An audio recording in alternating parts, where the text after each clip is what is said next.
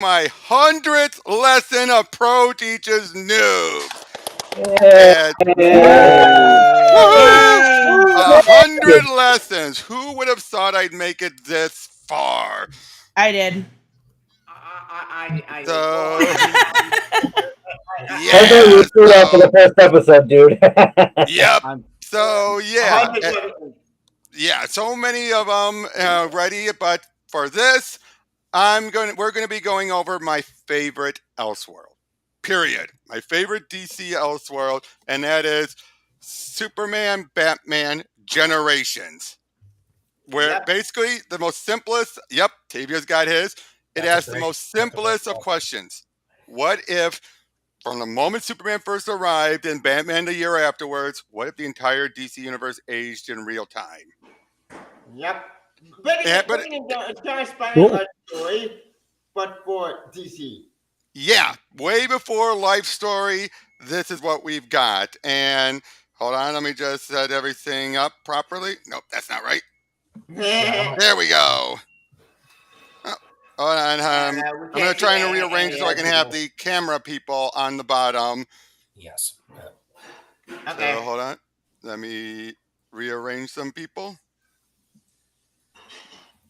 I am the beer pong champion. All right, and there we go. That's better. Yep. Okay. So, wait, is that better? Yep, that'll do. That'll do. So, yeah. And now you're probably wondering, but wait a minute. This is Batman Captain America. I was about to say. Well, that's Yeah. because, one, I have my own copy of it too, but the reason why we're doing this is just because of the fact that it actually ties into everything at the end. It does. It really does. And it's an Elseworld too. It's one of two Elseworlds that crossovers that Batman and DC and Marvel done. But first, I just realized I didn't introduce everyone. Rude. Yeah. So hold on, let me go right back. Shame on you. Yep. So we have going to my left, we have Eric. What's up? We have Alex. Yo. We have Ian. We have, making his first time on Pro Teachers Noob, Tavia. Hello. We have Hooded Justice. What's going on, everybody? Raymond. Hello, everyone. Tristan. Hello. And Ingrid. Oh, she's got a She's got trouble. She's brought kitty. trouble with her. Yeah. So Another special cute. guest. Yep. And yep. So Kitty. okay, I just realized I'm gonna keep it more which is the I mean, there we go. That's the only way I can do it. All right. But yeah, so let us get started. Now I know not everyone's gonna be able to see everything, so I'm gonna try and zoom in when I can. So let's start this lesson off, shall we? Let's Batman do it. and Captain America. By the way, the other Elseworld crossover was Batman and Daredevil. But why was that an Elseworld? Because it turns out in that universe, Harvey Dent and Matt Murdock went to law school together. Really? That's the only reason why. how often do DC and Marvel collab like this? Not in ages. This was back during the 90s when that was more frequent. They haven't, since JLA Avengers, they have not done it since. I dare Yeah. anybody to convince Disney and Warner Brothers to do it now. Yeah, and given James Gunn and how close he was to Kevin Feige, that might be a possibility. I don't know. I don't know. saw a tweet earlier that said Kevin Feige may have created his worst enemy. He's mine. He's mine. Yep. Oh, by the way, but yeah, there's the fall cover. So you see Joker, Robin, Bucky, and Red Skull. But yeah, January 1945, as we're in Gotham City, and typical Joker driving around. Now, I know I'm usually one for reading the dialogue. Not this time. This time, because we have so much to get through, I will only do it for certain dialogue. Okay. But yeah, we have Batman and Robin chasing after a man. Look at that old golden age Batmobile.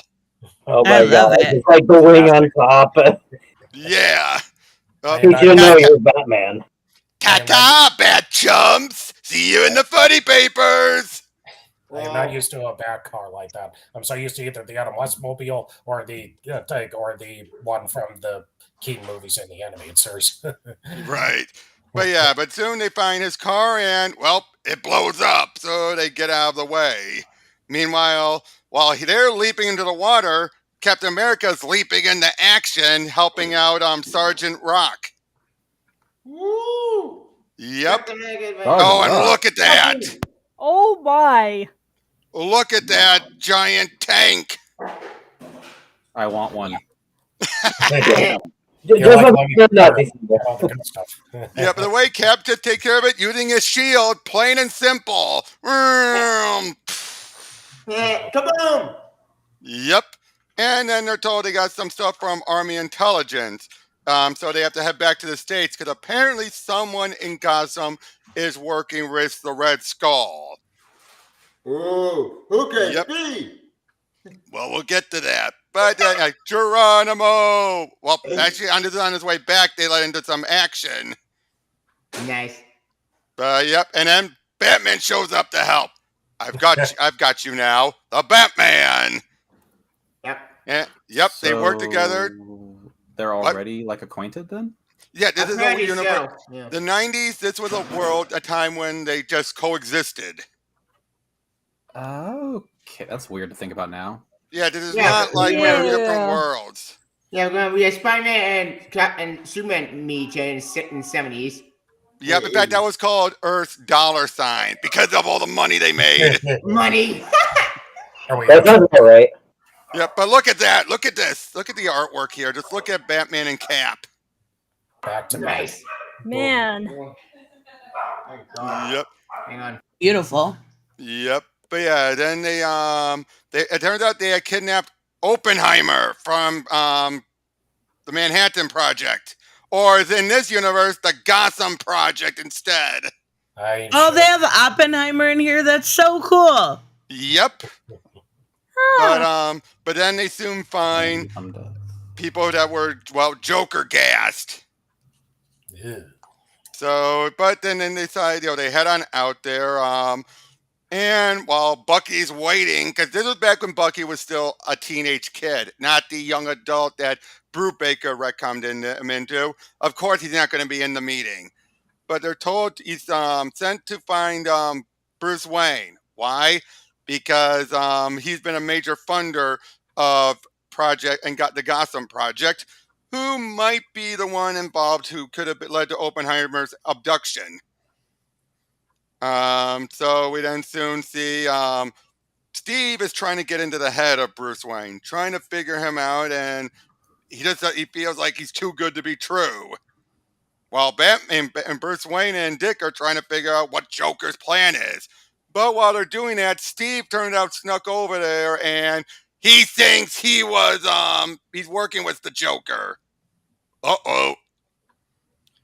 So when he's at Wayne Tower, we see Steve sneak aboard, knock out the bellhop, go on up, and it leads into a fight between the two of them. But the best part is, while they're fighting, they soon realize, how did each other know these specific fighting styles? Until Bruce is the first one saying, all right, Captain, I don't think we need to pursue this any further. What? Oh, if it was a snake, it would have bit me. Those fighting skills, plus the Wayne fortune, would go a long way towards making Batman. Welcome to Gotham. I can't think of a better ally against the Joker's latest scheme. Nor can I, Batman. I only hope the time I've wasted chasing the Bruce Wayne wild goose hasn't given your Harlequin friend the time he needs to finish whatever his plan might be. So that's a good way. Like, yes, they have a fight due to a misunderstanding. Doesn't last long, and they figure out each other's identities. Huh. Nice. Yep. But yeah, so yeah, he's talking to someone who ends up being the Red Skull. But of course, the Joker doesn't know this yet. Oh, by the way, this was and the Red Skull's death dust. basically almost like his version of the Joker gas. Right. And then we see basically they're trying to get their hands on Fat Boy, the nuke. And everyone starts laughing. As it turns out, the Joker just walks in and they replace the men with his own goons. Meanwhile, they're still in Batman, Robin, Cap, and Bucky are trying to figure out what they're doing, and how to stop them. It's soon then decided to swap sidekicks. So we see Robin swoop in with Gordon, and then Cap swoops in behind him. I actually say this is a good idea, swapping the sidekicks. Maybe. But I saw that ha ha ha with Joker in the back. It reminded me of the Return of the Joker video game for a minute. Right. Oh, yeah. Meanwhile, we see Bucky in the Batmobile. Kind of cramped, isn't it? A little. It looks like you're stuck in a race car. I didn't notice the front with the mask, with the cowl on the front. Yep. That's the old-fashioned one. And everybody had a car like that back then. Even Two-Face had like only half a car because of the Two-Face thing. Right. But yeah, so then while Bucky and Batman are fighting, they find out about the Red Skull being involved. And so eventually do Robin and Cap. And they soon realize, wait, so Joker's working with the Red Skull. This can't be good. Well, he's about ready to kill off Bucky and Batman, taunting them and basically explaining how with the nuke, they'd be able to stop the war and everything in Germany's favor. And seemed to put out a bomb that you think took him out.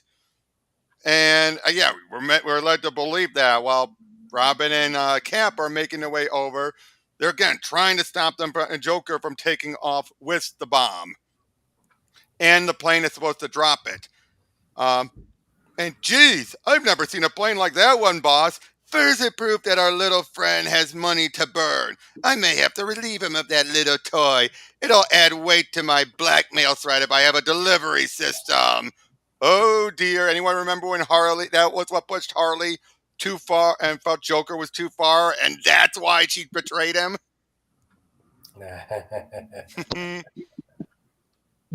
But soon, we get to the big moment that Tom Taylor definitely loves.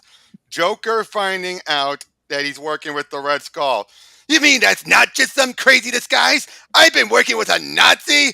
But of course. Why are you so upset, Joker? From what I've read of your exploits, it seems obvious you'd make a superb Nazi. That mess must be cutting off the oxygen to your brain. I may be a criminal lunatic, but I'm an American criminal lunatic. Keep back, boys. This creep is mine. How unfortunate. Such a misplaced patriotism. And now you die. So that's where that came from. Yep. Not Yeah, funny. I didn't know about that. Yep. My Joker venom. Why aren't you dead? Blast. The formula of my deaths of death and your venom are too much alike, and we are each immune to our own weapons. I must resort to less flamboyant methods. Knocking the Joker out?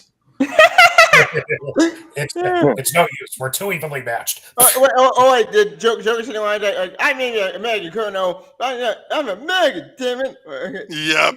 But yeah, so they head up there. Russians are the best. Look at the bat plane. Oh my god. That reminds me of the Halberd. It's the Batman. Face on it. Yep. It's glorious. Not the Batwing. I have to be fair, I always prefer the Batwing to be shaped like the bat symbol and not like the car. Yeah. But Batman gets on board, they get in and it leads to another big fight. But Red Skull's ready to drop Fat Boy. But while Batman and Cap continue their fight, Joker got free and he's ready to drop it instead. And basically, anytime an American can't thwart a Nazi rat will be the day your pal Hitler wins Miss Congeniality. Schweinhut, is your madness so complete you cannot see this battle's already lost? You are nothing more than a criminal clown, Joker, while I was trained by the Fuhrer himself to be Germany's greatest warrior. I always buy him. Myself. Yeah, well, I always buy American myself. Now give up, Skull, and maybe I'll let Batman put you in a nice, cozy cell for the rest of the war. Never. I will. Nine. No, I'm about to the Joker doing the Doctor Strange love. Yeehaw! Yep. And they gather and boom. Yeah, that's right. It's like that Nazi scum. Yep. But yeah, they survive, and the dawn of a new age, Bucky, a wondrous and terrible new age. But at least we've seen the last of the Joker and the Red Skull. You don't really believe that, do you? No, Captain. I'm afraid I don't. Now we get into what ties this in to Batman: The Generations. Epilogue: The North Atlantic. 20 years later. Looks like Joker Jr. has given us the slip this time. And this time, Bruce, I'm afraid you're right, Dick. But what is it, Bruce? Bruce, sonar is picking up a weird cavitation in that ice flow dead ahead. It almost reads like something biological trapped in the ice. Could be a little surprise Joker Jr. left for us. Let's play along for a bit, but be ready for anything. It's a man, all right. Dick, according to these readings, he's still alive. He's more than that. Look, it can't be. Captain America. Yep, they found Captain America, and we see Dick Grayson is Batman, and we have Bruce Wayne Jr. as Robin. Wait, what? What? Huh? Yeah. Wait. Stop. When was Bruce Wayne? Oh, wait, this can't assume about Joey's done it. Yeah, I said that's why I'm doing this first. Because it ties into it through this moment. And this is what encouraged Byrne to actually do Generations. All thanks to Roger Stern suggesting this epilogue. Huh. I know about that. Interesting.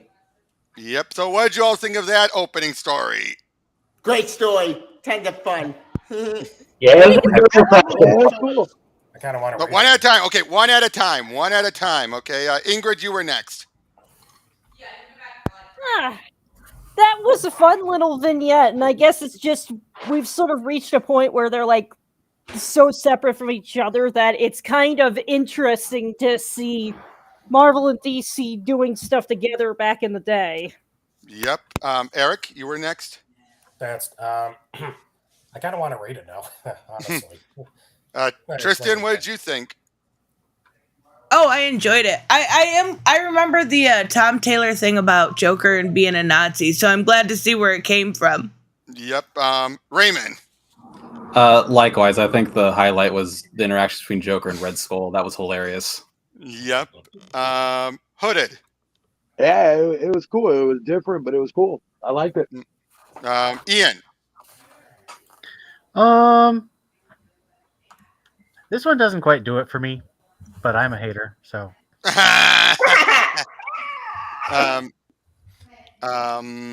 Who else hadn't spoken? Me? Yep, go ahead. Yeah, I thought it was just good old-fashioned fun. I enjoyed it. Yep. And David, you've spoken quite a bit during this, so I can tell you enjoyed it. But let's dive into the main event now, shall we?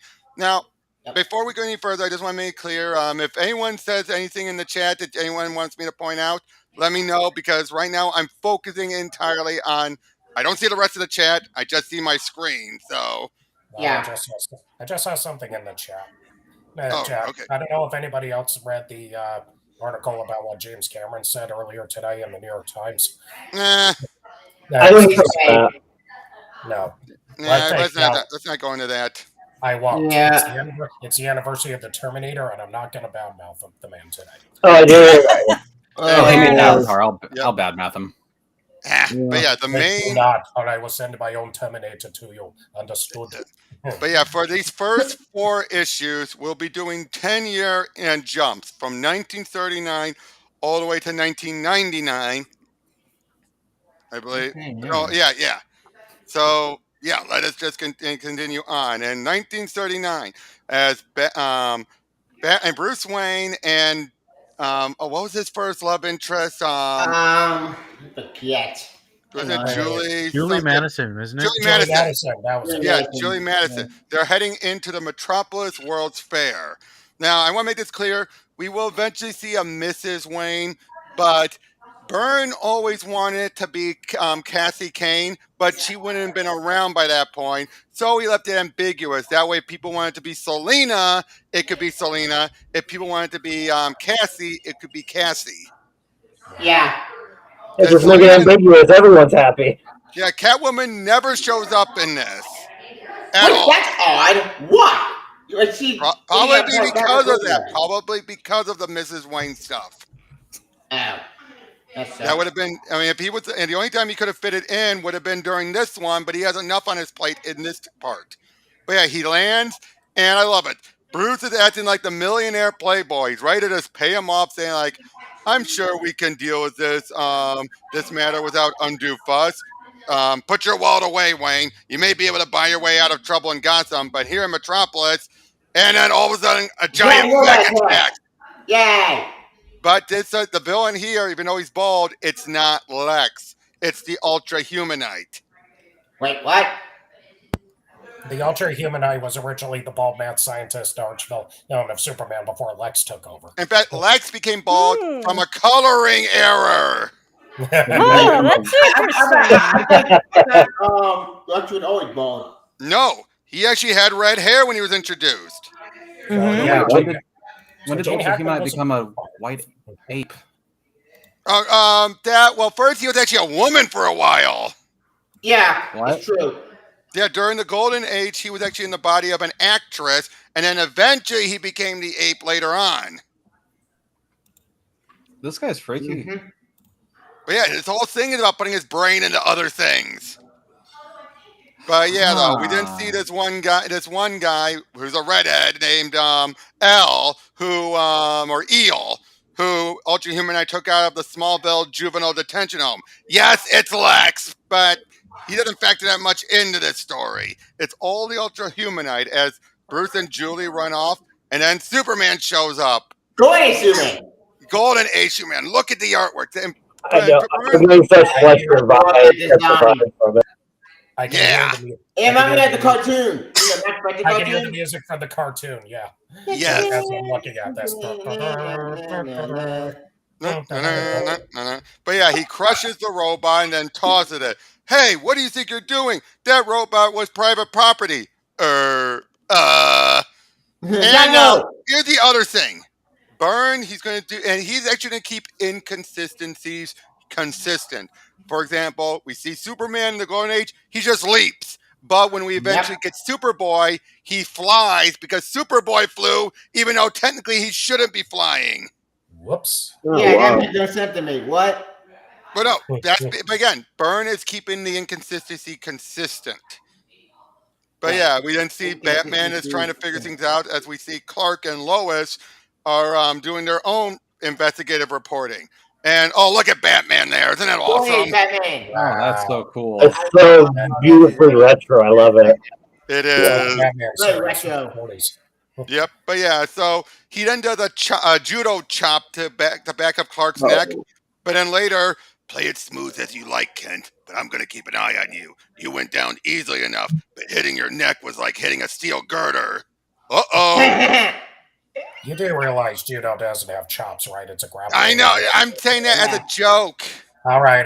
Judo I blame Austin Powers. Judo chop. But yeah, turns out because there's some traces of their work and what they're tampering on board that robot, so they have to go and get it before it can be traced back to them.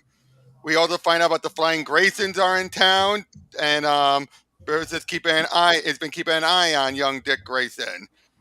I'm sure that show's gonna go smoothly. Don't worry, they don't die in this. They'll be fine. But then while Julie is looking around, Bruce sneaks off and Lois falls behind. We see Eel backhands one of the other goons who dares insults him. And oh look, Lois can still kick some butt. In the yeah. She was a big butt kind of. Hell yeah. Yep. Lois Lane, stop her. And Bruce shows up. They fight it out a bit. Bruce gets knocked out and Lois gets knocked out. But they get saved by young Dick Grayson, who just happened to be passing through. Yep. Never let it be said an acrobat can't fight. Yep, and that was that. Batman just punches the guy like, now to get out of here before.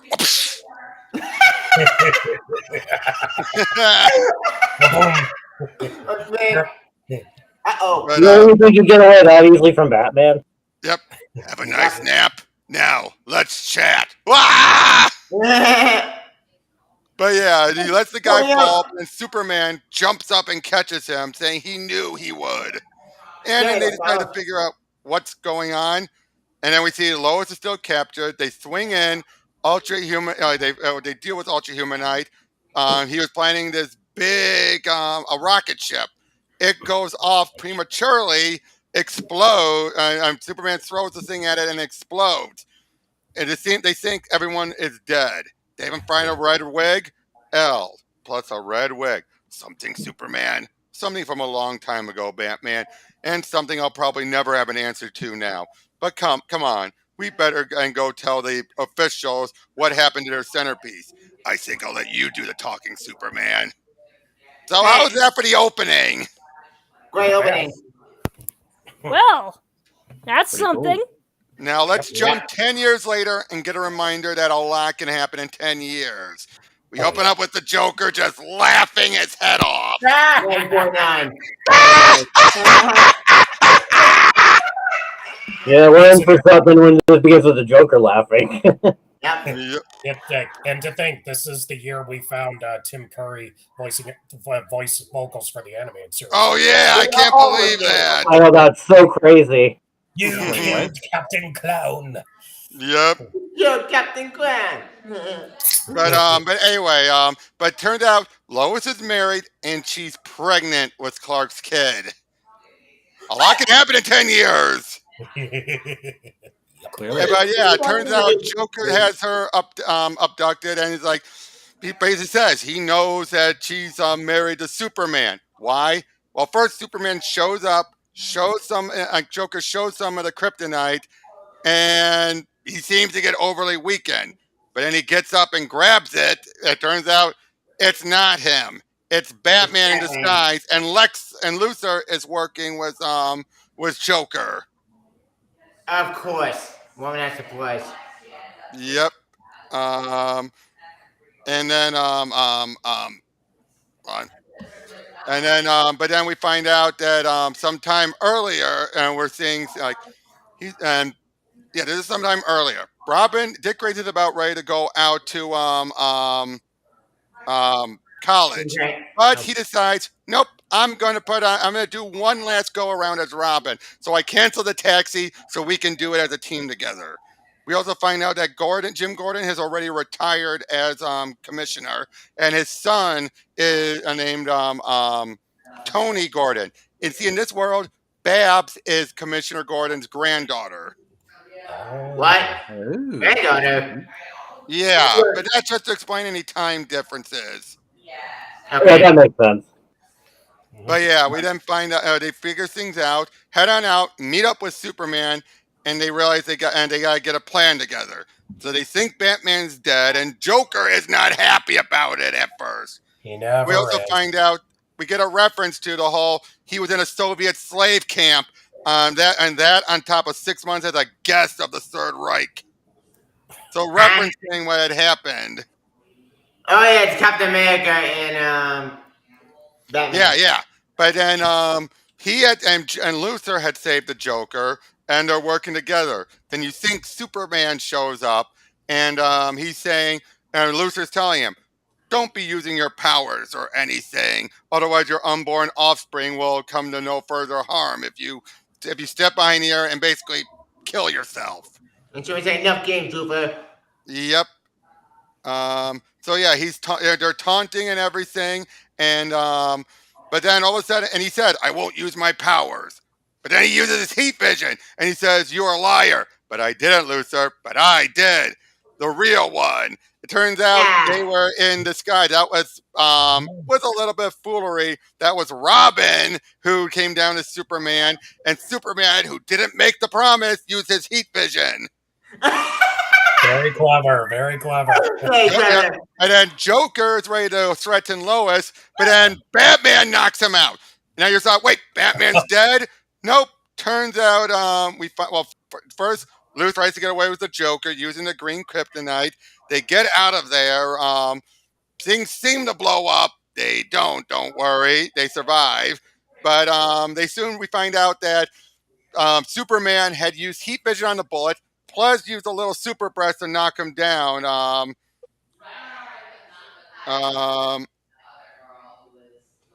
Uber con himself. Yep, yeah. No. You don't have to read it. Sorry. But and then with a little bit of a old Tibetan method, stopped his heart. But then Lois asks, "Wait, because I'm having a Kryptonian child, shouldn't I still felt the kryptonite a little bit?" Yeah, that's what I wonder. Because when John was born, that didn't happen. Yeah, but turns out he was exposed to She was exposed to gold kryptonite before they got there. Oh. In other words, the kid is a normal kid. Oh. Damn it! Yep. So now they have to decide what do we do, and they decide. Or she was cheating. No. No. They have to keep Let's him not being talk about Superman. Byrne's infidelity here. No, they have to. They have to keep him and Clark being Superman a secret, so he doesn't feel jealous or upset. Yeah, but that's not gonna go well. Yeah. My boy's heart. Or I can take him under my wing. He doesn't need superpowers to But fight at the same crime. time, when they're heading back and wondering about his kids, we then see Mrs. Wayne coming up to Alfred, and she's holding a little knitting with little booties. Aww. Again, we never find out who she is. I wish it was Catwoman. We would. But yeah, we get a little bit of description of the C word and the H word, which are continuity and history. And basically, that is something that Byrne wanted to embrace while working on this. I'm all for that. We're now going to 1959 and 1969. And now by this point, Batman's starting to feel his age a bit. And he's saying, I'm definitely getting too old for this kind of thing. As we find out, well, just put it this way, the story is right in the peak of the Silver Age starting off. I kind of figured out. I kind of gathered that from him writing. And we're going to be dealing with Mixie and Batmite. Here we go. Everything's Mixie! Yep. And Superman got turned into the giant monster, giant Frankenstein monster.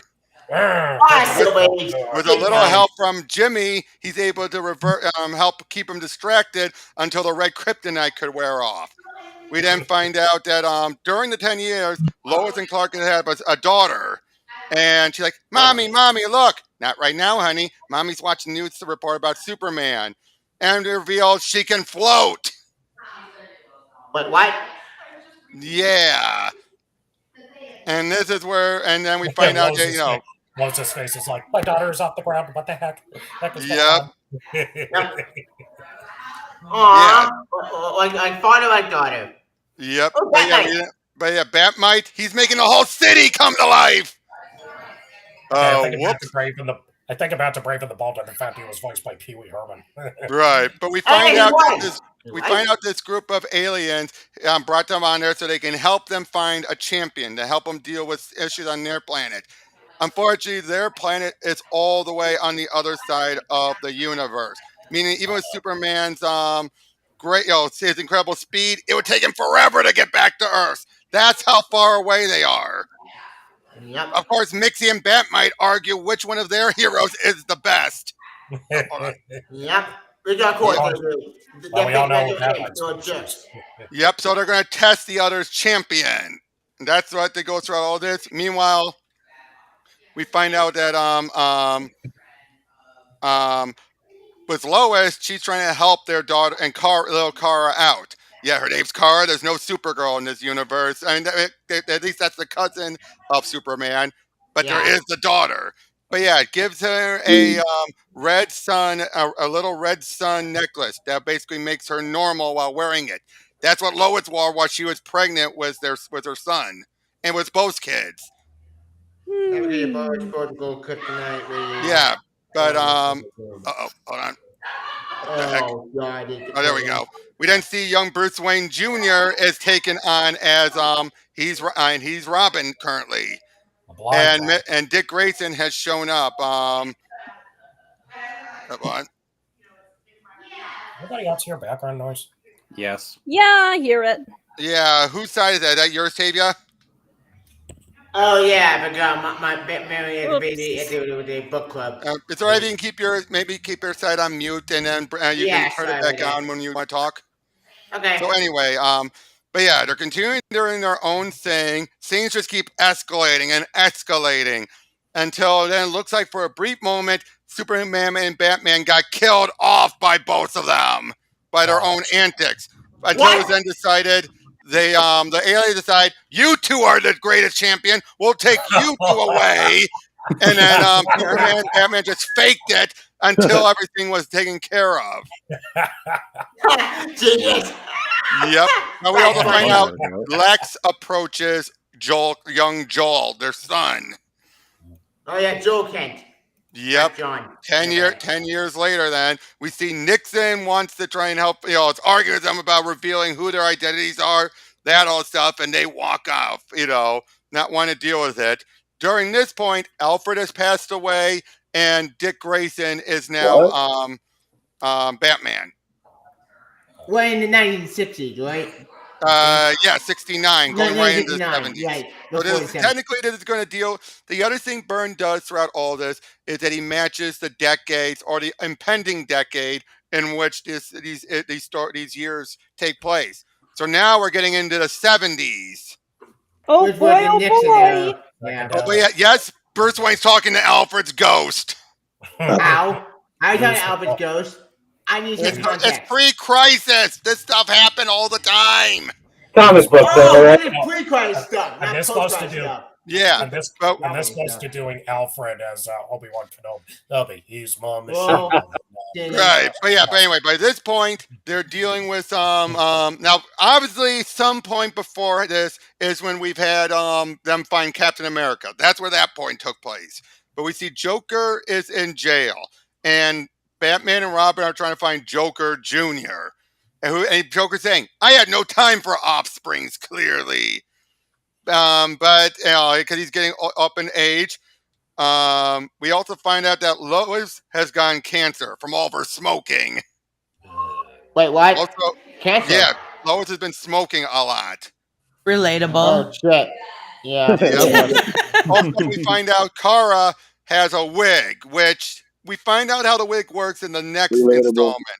But here, she wears the wig to cover her blonde hair, and yeah, they're trying to figure out what to do. Meanwhile, Joel, he's in Nam, and he is an angry guy, a bitter, angry guy who lashes out at everyone. Of course. And he's one of those who feels like we should attack this town to try and find any proof of people that were hiding here. But his own men decide to turn on him, we later find out. Also, we find out that Bruce Wayne Jr. wants to take up or, dress up as Batman so they can try and be in two places at once. Now, we also find out that Dick has actually done a good job to make even the Joker think he's the original Batman. Nice. Yeah.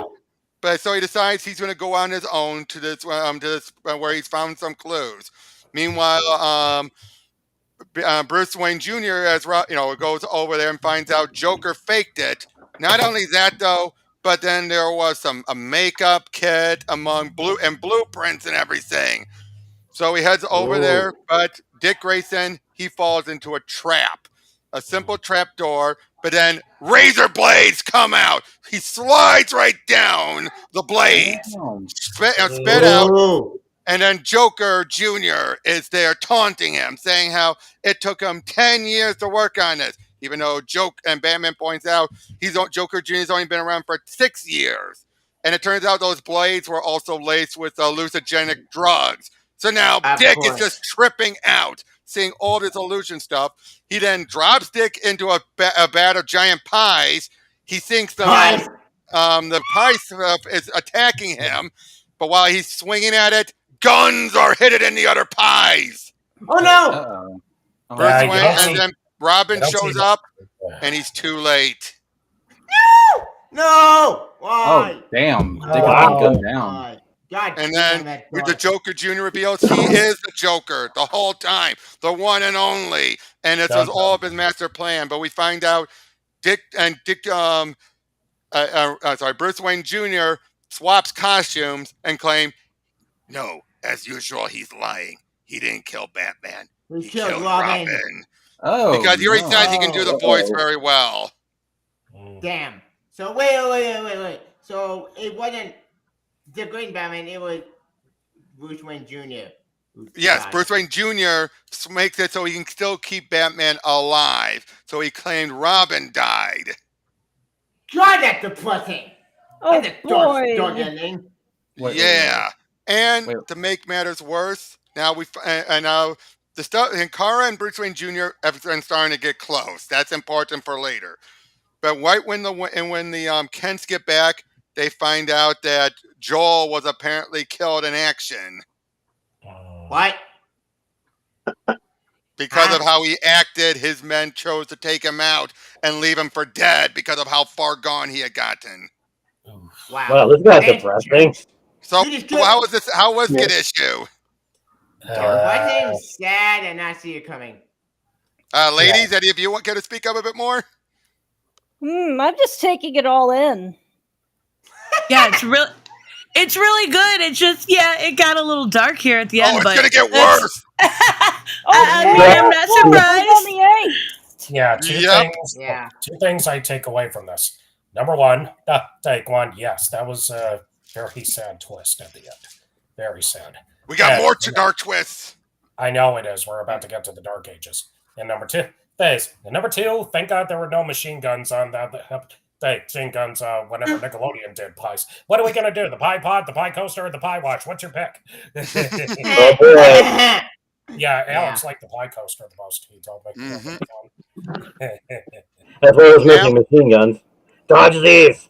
Twilight of the Gods, fitting name.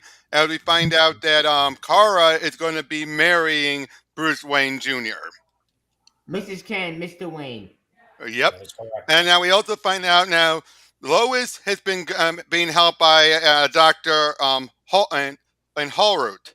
And of course, Clark. Now we find out Clark is putting on makeup to make himself look old to keep up the act. But yeah, Lois is doing very well despite the cancer. She's not cured, but she's doing very well, and she's so happy to see Kara and marry someone. We then see he then heads. Superman flies off back to the Daily Planet, and he's still on as Clark Kent. He's the main editor of the planet. We then see Bruce Wayne Jr. and Kara as Supergirl fighting off against Brainiac. Of course. Oh yeah, it's not the 80s Brainiac from 1980. Yep. And then now I love this one bit.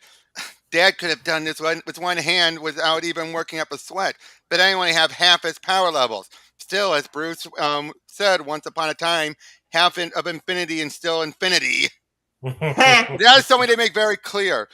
Even though they're going to be super powerful, they're not going to be anywhere close to Clark's power because of their genetics. Which makes sense. John had a drug that well when he was born. Yep, but yeah, also I know the ship collapses, causing a black hole, and I love this. Hang on, honey. Having you compress to subatomic size would really wreck our wedding plans. But yep, we then see Jimmy and Clark look out, and they see what was going on, and we find out Jimmy's retiring. He decides, like, I ain't been at this so long enough. Let's just settle down. I'll still do the occasional op-ed. I'll be right back. All right. Okay. Yep. And then we also find out Bruce has been climbing up his way towards, into where Ra's al Ghul is with Talia. Oh, damn! Now look at Bruce. Doesn't he look like a Sean Connery? Yeah, he looks like Sean Connery. I was gonna say, I like look it. like Old Man Logan. Mm-hmm. Right. But yeah, he's gonna make.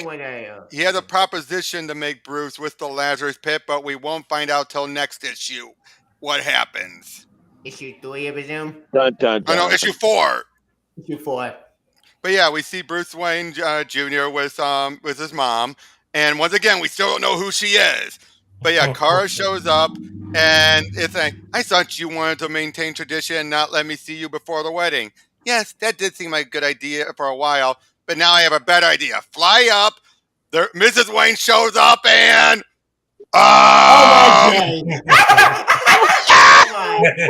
my day! Oh my. oh my! Uh-oh. Oh Just like Mary. It's like those who say Mary Jane and Peter so did it on the ceiling. But then we see what appears to be Lex with a wife who is Korean, named Melee. The armored one flies off. We then My see father. we see what? Oh, nothing. I was kidding around. But yeah, we see the wedding going on fine, but then the armored one shows up, blasts Clark with kryptonite, revealing his identity to everyone. Kara reveals her identity, and then the armored one sends her flying, and then a force field appears around Clark, Lois, and the Doctor. Dr. Hurlert or Lex Luthor. Of course. And he's been getting away. He's known Clark's been Superman for decades. And then he kills Lois. Oh boy. What the hell? He kept her alive just for this moment. But we're not done. Lex then teleports away. And then we find out the armored one was actually Joel. Somehow with superpowers.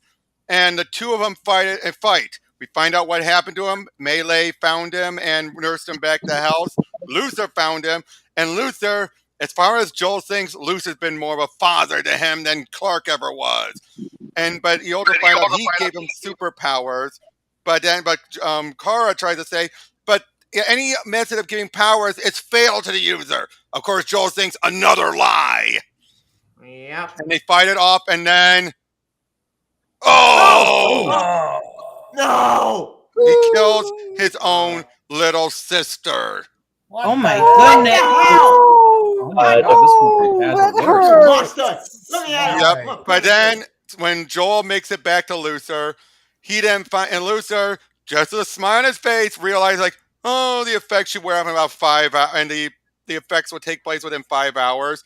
And then Joel's starting to die, and he basically reveals a lie. The first of so many he told me. Well, no, not precisely. You see, my poor, foolish, gullible boy, your father has never lied to you, while I, on the other hand, have always lied to you. Joel, alive? Not anymore. I said you would see your whole family die today, did I not?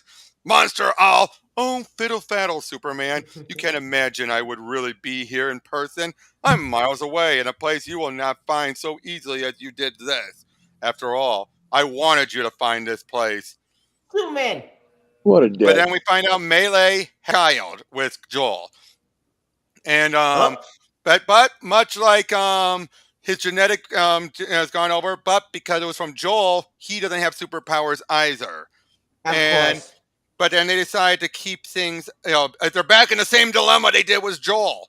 But then it was then decided, remember, this is Bruce Wayne Jr. as Batman. He will take care of this little one and raise him like his son.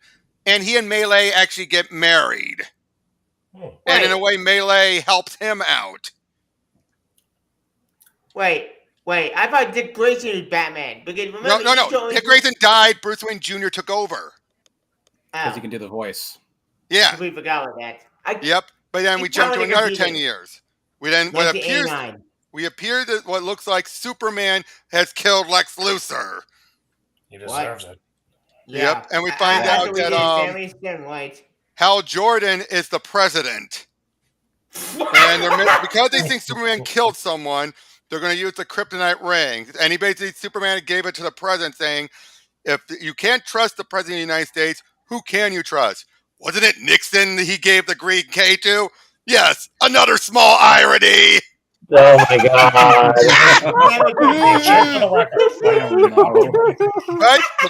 But the ring's gone. We then see Bruce Wayne Jr., Batman, flying over to the Fortress of Solitude. Now look at that suit of his. Batman Beyond. Well, kind of. Kind of. But yeah, he's just devastating the entire place until he eventually finds Kara. No. It gives an opening for Superman to punch him. The two fight it off a bit. Bruce Wayne Jr. saying, you're just holding back. But it turns out, no, he's giving his all. He lost his powers too. How? How Before did getting that to happen? that, we find out Superman just a few days prior finally found Luthor and talked to him. But then Luthor reveals, while you were busy looking for me, Jimmy, Lucy, their kid, their family, Perry's son, all the people that Clark's ever loved that were still alive are now dead. What? He's a What the bastard in this story. Holy What? shit! He's trying What? to do And that. then Superman grabs him, lifts him up, but then he pulls his arm. Why? Pulls a muscle. Why? Well, even though Lex is at his nowhere near at his largest bulk, of his weight, he's still pretty heavy to do it one-handed. And it turns out on his cufflinks, he had gold kryptonite. Of course. Woman has to. But then we also find out something else. He keeps on talking about he wants to transfer my mind into your body and have your powers. Why? It's the Ultra Humanite. He's been Lex this whole time. Dude, Wait, the real Lex. Nuh-uh. Yeah, he was never Lex. Done. Since What? that first issue, What? it was after the end of that first 1939 segment. It's been the Ultra Humanite the entire time. I don't believe it. Oh my god! And I see no one coming. That would. What's the truth? Yep. But then to try and stop Luthor, Superman decides, throws this piece of debris nearby from when he pounded his way in, throws it, and kills him by mistake. It's an accident. But he turns himself in, and then they decide, you clearly acted in self-defense. Had I? He swore an oath.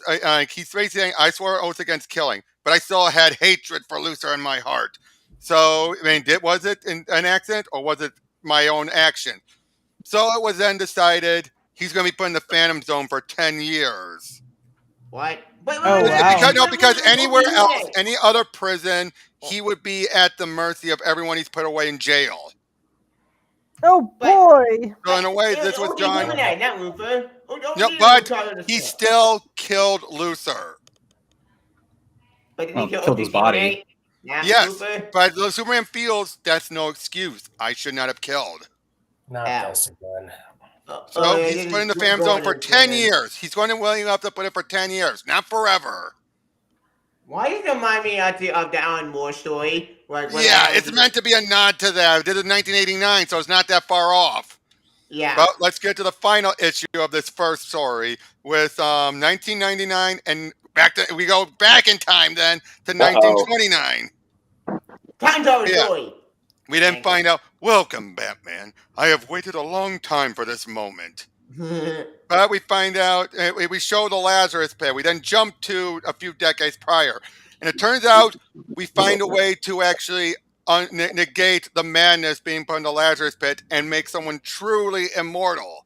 If two people go in, one will come out and they will be completely immortal. And of course, Batman feels now Batman, of course, feels like, well, you think I should go in there and give you the chance? To which Raish says, it's a 50-50 chance. He doesn't know who will do it. So they both go into the Lazarus Pit, and sure enough, Raish is feeling the pain and everything, because this is going with a version where he's never gone in while still alive. Now, of course, Bruce feels like, oh, this is nothing. I've had worse. But then when Raish, before he can get out, Batman grabs the thing. You dealt his hand, and I intend to play it. Yep.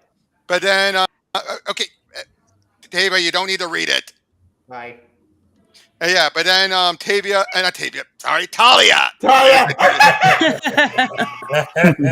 Talia! Wait. And we find out. Nice. What? I said Tavia. But yeah, we find out Bruce won the Battle of Wales, and he is truly immortal. Ooh. Yep, and we also find out throughout the past couple of decades, he had been secretly changing Raish's entire enterprise, slowly making it change so that basically said you were looking for the demon's head, not realizing the body was changing shape. And basically every one of the criminals think that it's a front when really the front has become the whole operation. Nice. But why did he want his son to be here? So he can take over and Bruce can be Batman again. Of course. It Loophole. comes full circle. Yep. Yep. And then we see Batman eventually stop a thug and then remembers about Superman. He decides, I'll let him off for good behavior a little bit early. And then Superman shows up. We then see Clark Wayne. And who is Nightwing with a K. Yay! But then I love it. You are a fine heir to the House of L. Clark, House of L. He doesn't know he's your grandson, remember? He thinks my son is his biological father. That deception is no longer necessary, Bruce. As they head over there, we find out that the entire fortress was, and Luthor's entire lair was covered up by a Green Lantern construct. And as you can see, a bunch of bad villains failed to get through. We see Kyle Rayner. He's the second Green Lantern after Alan Scott. Hal had not become Green Lantern at all yet. Ooh. Yet? Wait until the next one. Okay. So it was Alan for decades and then Kyle. They make their way in and we find out twice Ultra Human I kept saying about having his Superman's body and powers, which means he had a cure for gold kryptonite. Sure enough, they find it, drinks it, he has his powers back, and then he decides to, he realizes what's little left of the cure, remakes it, and gives it to Clark Wayne so he can make his decision of having his powers. Yay! And sure enough, he does gain his powers, is taught how to use them, and Superman decides to head off into the galaxy. There's not much else left for him to do. Yep. So, yeah, he basically flies on out. We then jump to 2919 as Batman's flying around and through the galaxy until he eventually finds Superman, who's now finally showing his age more. Wait, how about 29.9? 2919. Oh. And then the two of them talk, and Superman brings up saying, remember our first meeting? Oh, yeah, in 1939. No, that was our second meeting. Back when he was and Clark was Superboy, and he looks like Peter Parker here, doesn't he? Yeah. He does. Yeah, we're introduced to Lois. But this is when he first met Lois. I'm sorry I'm late, Mr. Jameson. Mr. White. Yep, I said we're introduced to Lois here, and look at her. She looks hot. She looks like one of those 40 swimsuit models. Yep, now this would be her in her late teens. Right. Isn't that 20s fashion? 20s fashion. This is 1929. This is 1929. That is a Right. great Yeah, hat, 49, man. 30. That's a great hat. But yeah, basically Clark and Lois are going through town, and then we have Lex Luthor is attacking them. Now this is giving us a chance to have Luthor back when he was still the villain. Yeah, So cool, he yeah. grabs Lois. They're fighting, but we also find out in this universe, Bruce Wayne was the first Robin, which is actually an old Silver Age idea. Mhm. What? Wait, so Robin came before Batman? Yes, Bruce Wayne was Robin first before he became Batman. I'm not bad What idea. the That hell? idea sounds. But yeah, they fight it off. Luthor gets away. Superman saves Lois with some help from Robin. And yeah, and then they figure out where this robot came from. They head over, find this scientist who claims Luthor worked with him, when in actuality it is Luthor. So he grabs Lois, flies off. He has some kryptonite. Robin stops him. They stop Lex together, and they're waiting for them to show up. Now I just realized, look how Lois is sitting there. She's wearing a skirt. Boys. It's probably a good thing Bruce and Clark are such decent guys. Otherwise, Gentlemen. oh yeah, but before I go, here's a little something to remember me by. Yep. But then we see Lana got some weird powers from the staff of Merlin as Superboy's flying after her. And then we then find out, turns out all of her fiddling with different powers and everything actually made Lana immortal and superpowered. And it turns out way in the future, Lana and Clark got together. Of course. Okay. And we end this first one with, but hey, enough talk. We can all get caught up later. Like Bruce said, it's a big universe. There must be somewhere out there for the three of us can get into trouble. So, how was that first mini? I liked it. That was all over the place. It was cool. Lewis but and all That's over the happened. place. Great. Yep. Very different. I'm speechless. I got nothing. What? What the heck was that?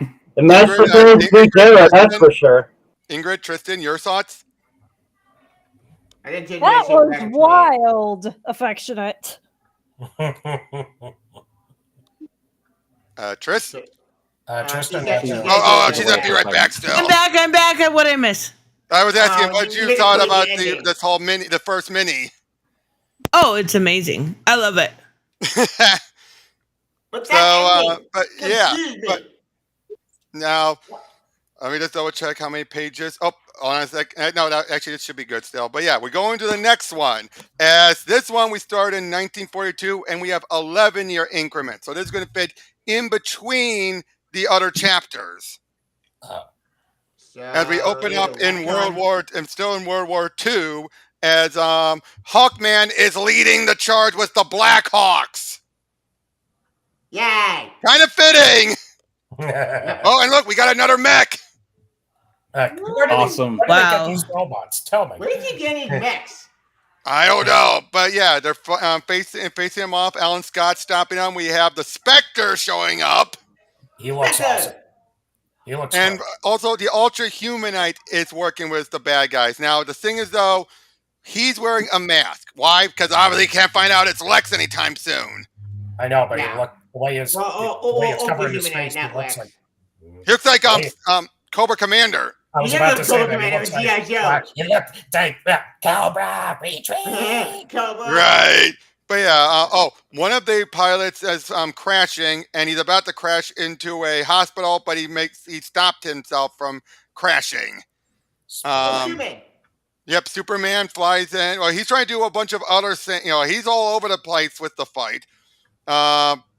Just look at Spectre knocking him down. This is Golden Age Spectre, back before he was more. Back when John Carrington. How do you John Corgan? Jim Corgan with Corgan was more in charge. Yeah. But yeah, the Ultra Humanite has kryptonite, and before he takes off, he says, "But before I leave you to your fate, I want you to look deeply into the eyes of the one who's killing you. It can't be the Ultra Humanite." Yep. We see Wonder Woman is about ready to decide to enter the war. We see Lois meet up with Lex. Now, if you notice, no, never mind, different outfit. But yeah, we see Lex. He's putting up the X still that he's still Lex. He's a separate, it's not Ultra Humanite. Grabs Lois. Meanwhile, Alan Scott is trying to gather her up, going through all the remains and everything. Superman feel like he should have done more, especially when they lost one of the Blackhawks. But then we see Batman showing in the Batmobile chasing after them. Lex thinks he can handle it. Robin has been captured because he was the one driving it. He gets out, puts up a fight, kicks on some of the guys, but we find out one of them is actually Batman in disguise. They took the Dave Lois. Nice. Now, this leads to a bit I like here. I thought you had an army induction. I did, Lois. I flunked it. Failed the eye exam. Got a little too. It is him thinking it. Got a little too eager and read the eye chart in the next room with my X-ray vision. He was doing too good for the qualifications, Mr. Kent. Yep. Really? Too bad. Or maybe not. Stumbling around like you usually do, you can make the whole war last twice as long. I'm sure you're right, Lois. Dang, wink. I get that now. 11 years later, we see the whole eye chart thing reminds me of Bugs Bunny reading the fine print at the bottom of the eye chart when he went to the army. This is the army? Right. But we see Gordon. Okay. Sorry. We have Gordon show up, nearly half dead, to Wayne Manor. He reveals he's figured it out long ago. And now this is also what he's going with the version where Gordon was an old dear friend of Thomas Wayne. That makes sense. So yeah, but he basically we find out this is where Batman started looking for the head of the demon, was because Gordon was looking for him beforehand. Oh, I see. We also find out we see Wonder Girl's here. Turns out she's a facsimile, a projection, while Wonder Woman is pregnant with her and Steve and Steve's kid. I've been saying a very long time that should happen in main continuity. Let one of them have a kid. It can work. You have John Okay. and David Wayne. Why have one of them have a kid? What is with Hawkman's mask? Yeah, it's looks so weird. weird. That's happening. Gonna eat you, Batman.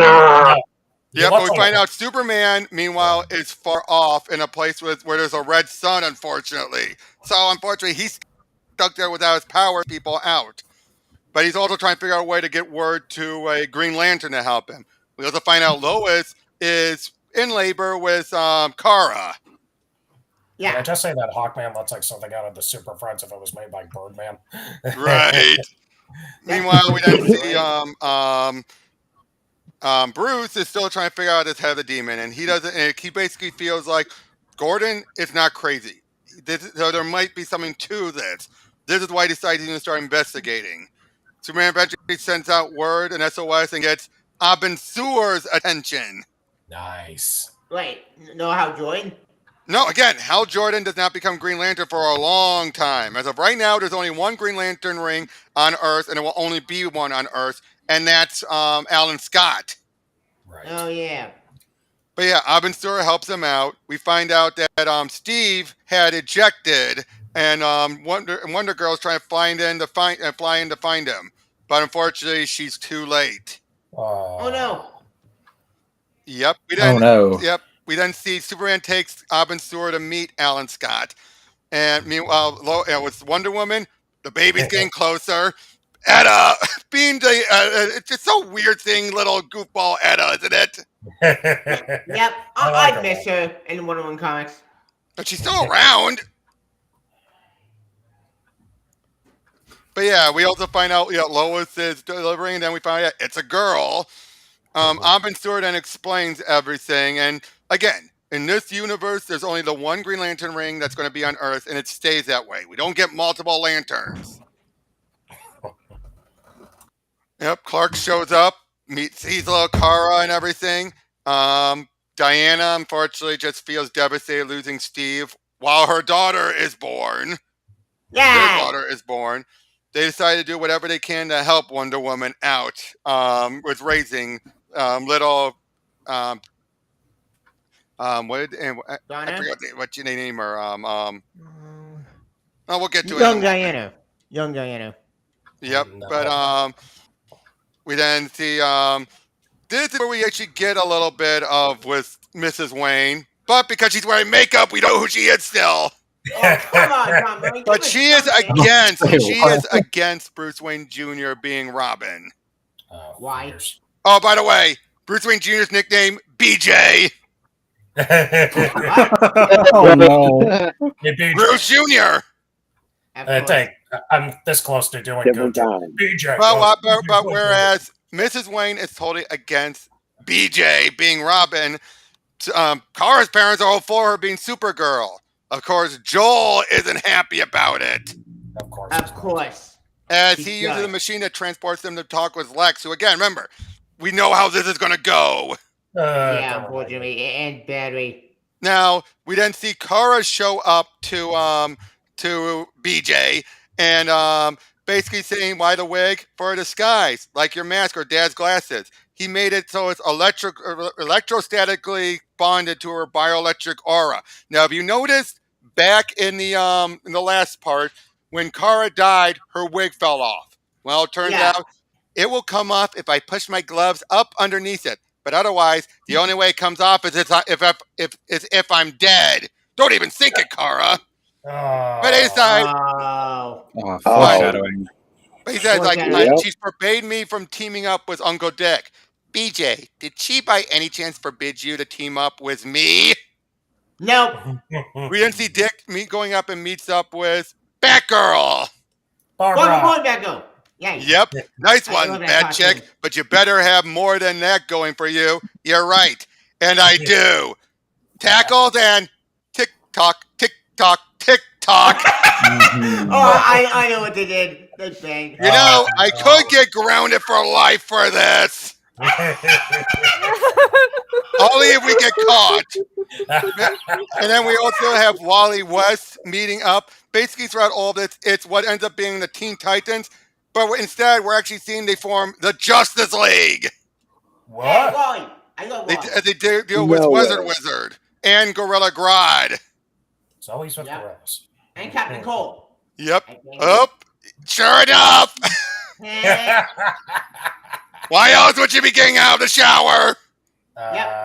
Because it's But yeah, the two of them work Yes, it's together sweaty in that quite suit. well. Never mind. yep. Sorry. Sure. I was Wait, saying. did They Captain seem Marvel- quite happy. I was gonna say it's sweaty in that Wait, suit. Robin, Don't say question. it, Is Charles, Captain but Marvel yeah, doing- we know the doing- real doing- Wait. doing- Captain Marvel's not going to be in this, unfortunately. He's nowhere in this book. No Captain Marvel. Aw, Nope. I want Marvel. I'll be right back. All right. Okay. But yeah, I believe, and her name's Sissy is her name. Sissy. Okay. Yeah. And turns out she decides to be Wonder Girl to fly off. Now, of course, Diana doesn't want her taking part in anything as well. Why? Now, here's the deal. She cannot fly, but she uses the sandals of Hermes to fly. So, Cassie, can I say my Wonder Girl? Yeah. But which Byrne created Cassie. Yes, he did. Yeah. Wait. Yep. Wait. He created Cassandra? Yeah, Cassandra, Wonder Girl. Oh. Yeah. Yeah. But yeah, they're arguing what to do. We have Mirror Master, Gorilla Grodd, and Weather Wizard. But then all of a sudden, Supergirl breaks out. Wonder Girl shows up. They all fight them all off, take them all down. And yeah, they're a great team. Again, Proto Teen Titans. Yeah. Teen Titans, go! But I love this. What a good idea. We could be the Junior Justice Society. Eck. Society always sounded to me like a bunch of old ladies having tea. But instead, they decided to call themselves Get 'em. the Justice League of America. Yep. Of America. Oh. America. Now, we jump ahead a bit more. Now, by this point, Dick is dead. And Bruce Oh, Wayne yeah. Jr. is Batman. That is not a Ha, ha, ha, ha, ha, ha. even if it's Yeah. hard. But yeah, it turns out something is harassing and just driving the Joker even more and more nuts. Now we see Hal Jordan here, and there's and Carol as well. Carol Ferris. They're basically working on this space plane, and things seem to go wrong at first. We also see Barbara and Bruce visiting Gordon, and look how old he is. Johnny's old. Yeah, You were 6 years older than my father. Maybe you got the years he lost. That's something Tom would have arranged if he knew a way, Bruce. Because of how old he is. He's almost 100. He Yeah. looks like Dang. he looks like he needs to be in a room with George Burns and the two old guys from the Muppets. That's depressing. We're older than that joke. Yep, but yeah. But they find out something is just, again, haunting the Joker. They don't know what it is. And they're trying to figure out what. But for one, it's like, get away from me, Batman. I killed you. So they go to Dr. Occult and ask him for some help. And they bring in Deadman to help out with this. Dead man. That man. Yeah, the guy who possesses people. Yeah. Oh, that's awesome. That's Yep. cool. Even shows off what he can do by making a guy do a somersault. Get done. But yeah, he goes in and finds out that Joker's being haunted by Dick Grayson Batman. Oh, the demon. God, No, that's Like Dick. the actual ghost of Dick? Yes, Dick is so full of hatred he wants the Joker to suffer. Gee, I don't blame him. I'm on his side. I'm going to kill him. Oh. Yep. Now we see Hal and Carol are still together, and he's ready to give up being a pilot and go into politics, which leads to him being president eventually. Yep. Now eventually, Deadman stops Batman for the time being, jumps into Kara so they can explain what's going on, and they realize, yeah, Dick is the one trying to get revenge. So what do? They go to Alfred, Yeah, Alfred. and then what happens? Alfred approaches Dick and says, "Were you trained to be a killer, Master Dick?" Alfred, "Yes, Master Dick. I've come to take you home." He finally calms Dick down, and they both move on. Which means Alfred no longer visits Bruce anymore. Oh. Aww. That's Now we sweet. see this moment then where Bruce dresses up as Batman to go to Joker. "You came, but I knew you would. I knew. You couldn't let me die alone after all the fun we had together. Fun?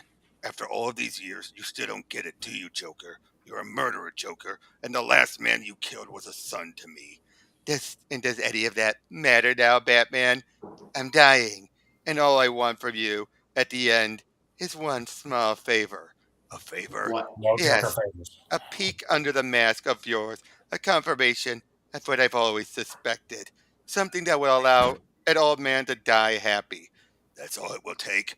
You've come to the wrong place if you're looking for serenity. You're the last man on Earth I'd ever want to see die happy. And then he dies. Yep. And now we go to 1986. We're going down to book 3. As we see, this is while Batman and Superman is still hunting Luthor. So he thinks he seems to have found him, but he just wants to taunt him more, re-showing him what happened to his kids. And it's a hologram as he disappears, leaving Superman again ever tortured. Damn. Yep. We didn't find dark story. What? Are we playing the same story? If you're going to repeat. No, it's filling in the gaps. This is in between stuff. So this is showing more of what Superman did during those times before he found Luthor. Now we have the Batmobile I recognize. Yep. We see Bruce Wayne Jr. is heading on out. Now, of course, young Clark wants to join him, but he doesn't want to. We then see now that Wonder Woman's daughter is now taken over.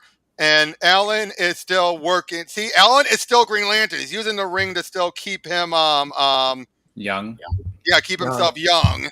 Question, and we also have a Carrie Flash. Carrie? Wait. She's the granddaughter of the original of Barry Allen. Oh, not Wally. Oh, sorry, and I take it back. Her name's not Sissy, it's Stevie. Asked her Steve. That's a weird name for your daughter. Yeah, but yeah, so trying to figure out what to do about Batman because he has left and he has become more and more darker and edgier. Question: what happened to Wally? What happened to Wally? Wally's retired. No, Wally was the one that decided let's form the Justice League of America. Yeah. Yeah, I get that, but he's retired now. 2 decades have passed. Oh yeah. You gotta remember, decades are passing between these. Yeah. But yeah, so they head on out there. We see Batman. BJ Batman is dealing with a bunch of thugs, just showing how aggressive he's gotten. Townsfolk are, of course, trying to stick up for him. But then we see him dealing with Carrie, who thought she could handle him. Nope. Gets knocked out. Nope. Now we find out this is a new villain named the Hyena. She's taken on so many of Batman's other rogues as her own. Can I say something in the She looks like Cheetah, yeah. She does look like Cheetah, but can I say look at this. Goon, henchman. Goon, henchman. Okay, that's kind of funny. That's just like, it's the 60s Batman, but just not even giving clever names, number one. Number two, Rob, you said if I could point out something in the chat. Yeah. Did Rob, 007 Angelo says, did Robert just say Dick died happy? Is he reading a Penthouse story? Your best, right now Tristan is talking about a lot of Rule 34. It's like what rules. Of course he is. Thank you for entertaining everyone. I get distracted easily. I'm sorry. It's okay. But yeah, we see Hyena is it's too much, is no match for Batman. We then see Alan Scott shows up. Now, he still has the weakness to wood. Even though we make it clear this ring is a Green Lantern Corps ring, we will get an explanation for that later. I was about to say wood shouldn't take unless the wood is Alan's weakness was always wood. Unless the wood is painted yellow. No. Alan's was always wood. I know Alan's is always wood. You said it's an actual Green Lantern ring. But we'll get to that. There is an explanation. But what does he do? He turns out the wood is made of the floor is made of wood. So he uses this device that not only gathers it up but then shoots it at him, disabling his powers. Stevie shows up, and it leads to him fighting. Now he also does the whole you're only half an Amazon, but your gods have bound you to the same rules, and that means you lose your powers when your bracelets are chained together by a man. But she's still a good fighter. Put up a good fight. she's trying to talk sense into him, but he's just so far gone with his hatred, his anger for what happened to Kara. And but then Alan tries to stop, saying enough. He just goes to town on Alan, pounding him hard. But when Perry calls him out, he then jumps out the window. Phrasing, Robert. What? Yeah, like you're killing him. I'm sorry. Nothing. This stream's getting hot. Whew. Someone turn it down, please. But yeah, he jumps out.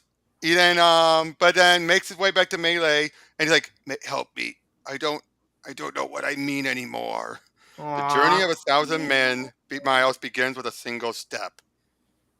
Amen. Now we go to 1997. This is where things start to look a bit more like the anime series, a little bit more. Yes. Yeah, we see the Batmobile. We see Clark is Robin, but then he's like, "You ready to take over the role? I can't. But you've been preparing for this moment. For the moment, but not the part.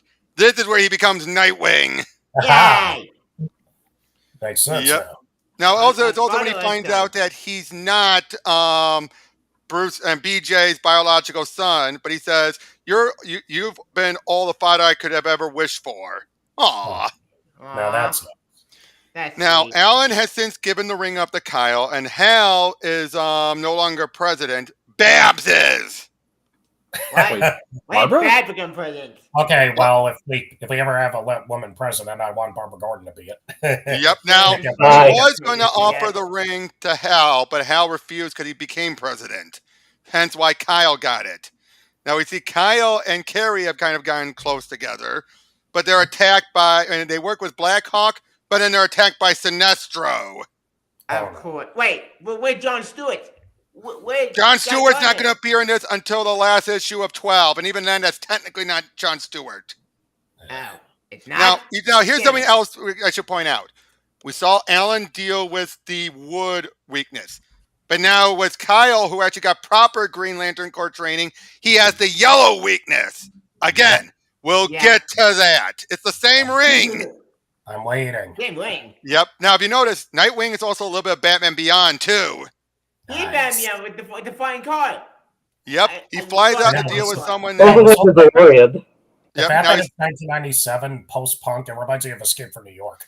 Yeah. But yeah, he's dealing with Ransack, an original villain. Oh.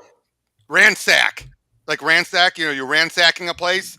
Oh, yeah. Yeah, it's attacking. Meanwhile, they're trying to fight, and the other are trying to deal with Sinestro, but he's too strong.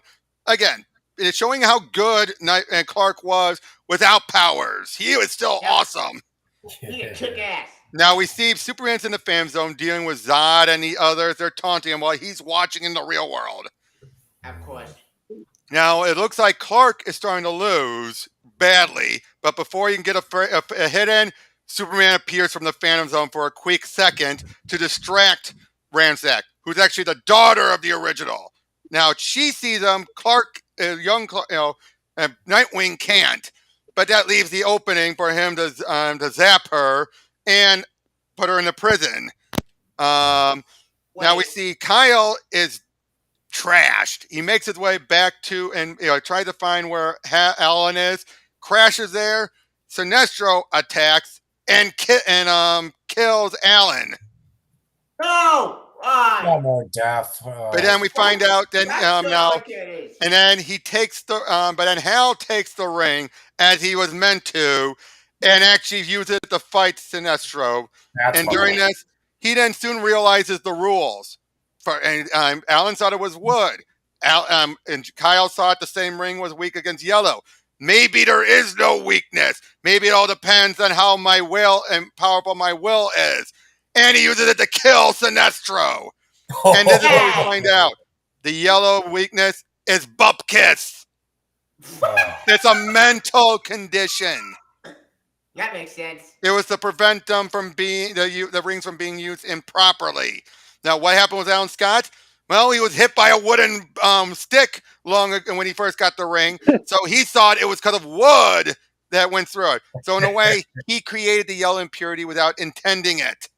Oops. Now, as far as how Superman was able to appear when no one else could, he's figured out stuff that he just says, I figured out stuff that you never could because you never tried. Yep. So Yeah, he's Superman. Right, Superman. You're not. Yep. You're Now not. 2008. Remember, of all of his powers, super intelligence is one of them. Yep. Yep. Now we're in 2008 as we The see ancient evil. a brain in a jar is attacking. Now this is Metallo. Or is it?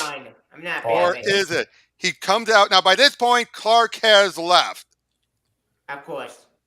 All right, and but yeah, he comes out. He's Metallo stomping around. We now see another flash. We gone through a bunch of flashes. It's White, right? Or White. There's a double meaning there. Wait, actually, his name is hold on. Million you and technology. I'm trying to find him.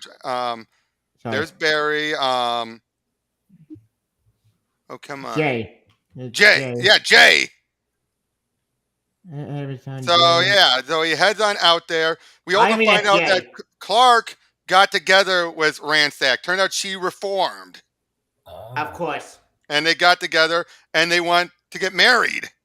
Aww. I love this. Still, it's going to make a strange story to tell our grandchildren.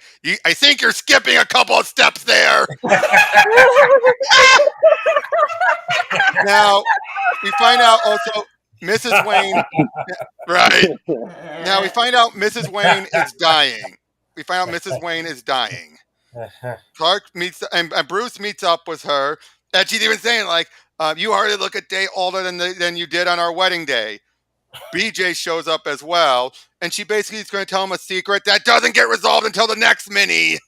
Don't. God damn it.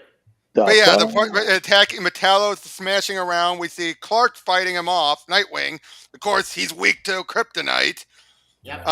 Flash shows up. He's the fifth Flash, I should point out. How many Flashes are we getting in this series? Well, again, it's how many decades have passed. Good point. We had Bill. What was it? Jay Garrick. Then we had Bill. Yeah, this is Jay West. Out. So But, there's one kid. Oh yeah, Blackheart's there. Look, Cyborg. Cyborg. Oh yeah. Show up. Yay. And but he gets trashed by Metallo, and then Great Hal shows up as Green Lantern. About time. And turns out it's Lex Luthor. It's his brain. It's not with the Human Egg. Not this time. Mm-hmm. Yeah. So yeah, of course then Nightwing and Ransack, they get married. Hal is the ring bearer. Yeah. Guess that's an appropriate job if there ever was one. Now, this is where we get to my favorite installment, and that's one of the big reasons why this is my favorite mini, or my favorite Elseworlds. Batman and Nightwing and Batman show up. Turns out there's been some alert going off of in the fortress. Superman even comes back from space to visit, and when they do, they got a message from the old time viewer that Superboy used to use. This is allowing them to look back on Krypton.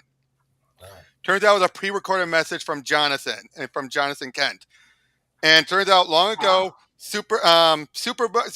Clark always knew he was going to become Superman and team up with Batman. But then the sad stories, of course, Bruce's parents being gunned down. Now, I should point out, and John Byrne both has acknowledged this, and in the story acknowledges it. Either both were gunned down, or Thomas was gunned down, and Martha died because of her weak heart. Oh. So wait. So either kid could be rectified, I think. Wait. So okay, I need to comment. So Thomas Wayne gets shot. Then Martha And either Wayne, both got shot, or Thomas got shot, and Martha's bad heart, it was too much for her bad heart. I guess that makes sense because Now, both versions have existed. Both versions have been used. True, because in New 52 Earth 2, we had the same thing happen. Thomas Wayne did get shot, and he survived. But On Earth 2, yeah, but on the New 52 Earth 2. But anyway, we then find out that now this is in this is like 1919. 1999. Yeah. No. This is 1919. Oh, 1919. Yeah, before World War I. My bad. Yeah, but this is when last time we saw it was 1929, so we're now 10 years before that. Yeah, he's Superboy. Now this is them dealing with the Ultra Humanite back when he still had some hair Of course. and he could walk. Of course. So yeah, Superboy, and we see young Bruce Wayne there with his parents. Basically, we have a whole big stuff going on with the Ultra Humanite, wanting to abduct the Waynes. Superboy puts up a good fight, but he's having a tough time. We see Bruce getting abducted, but he gets out, finds a costume box, and oh boy, look at that! He actually Ultra Humanite zaps Bruce Wayne and Superboy. Skeleton. Look at this. Bruce puts on a costume as the Flying Fox, which is a type of bat.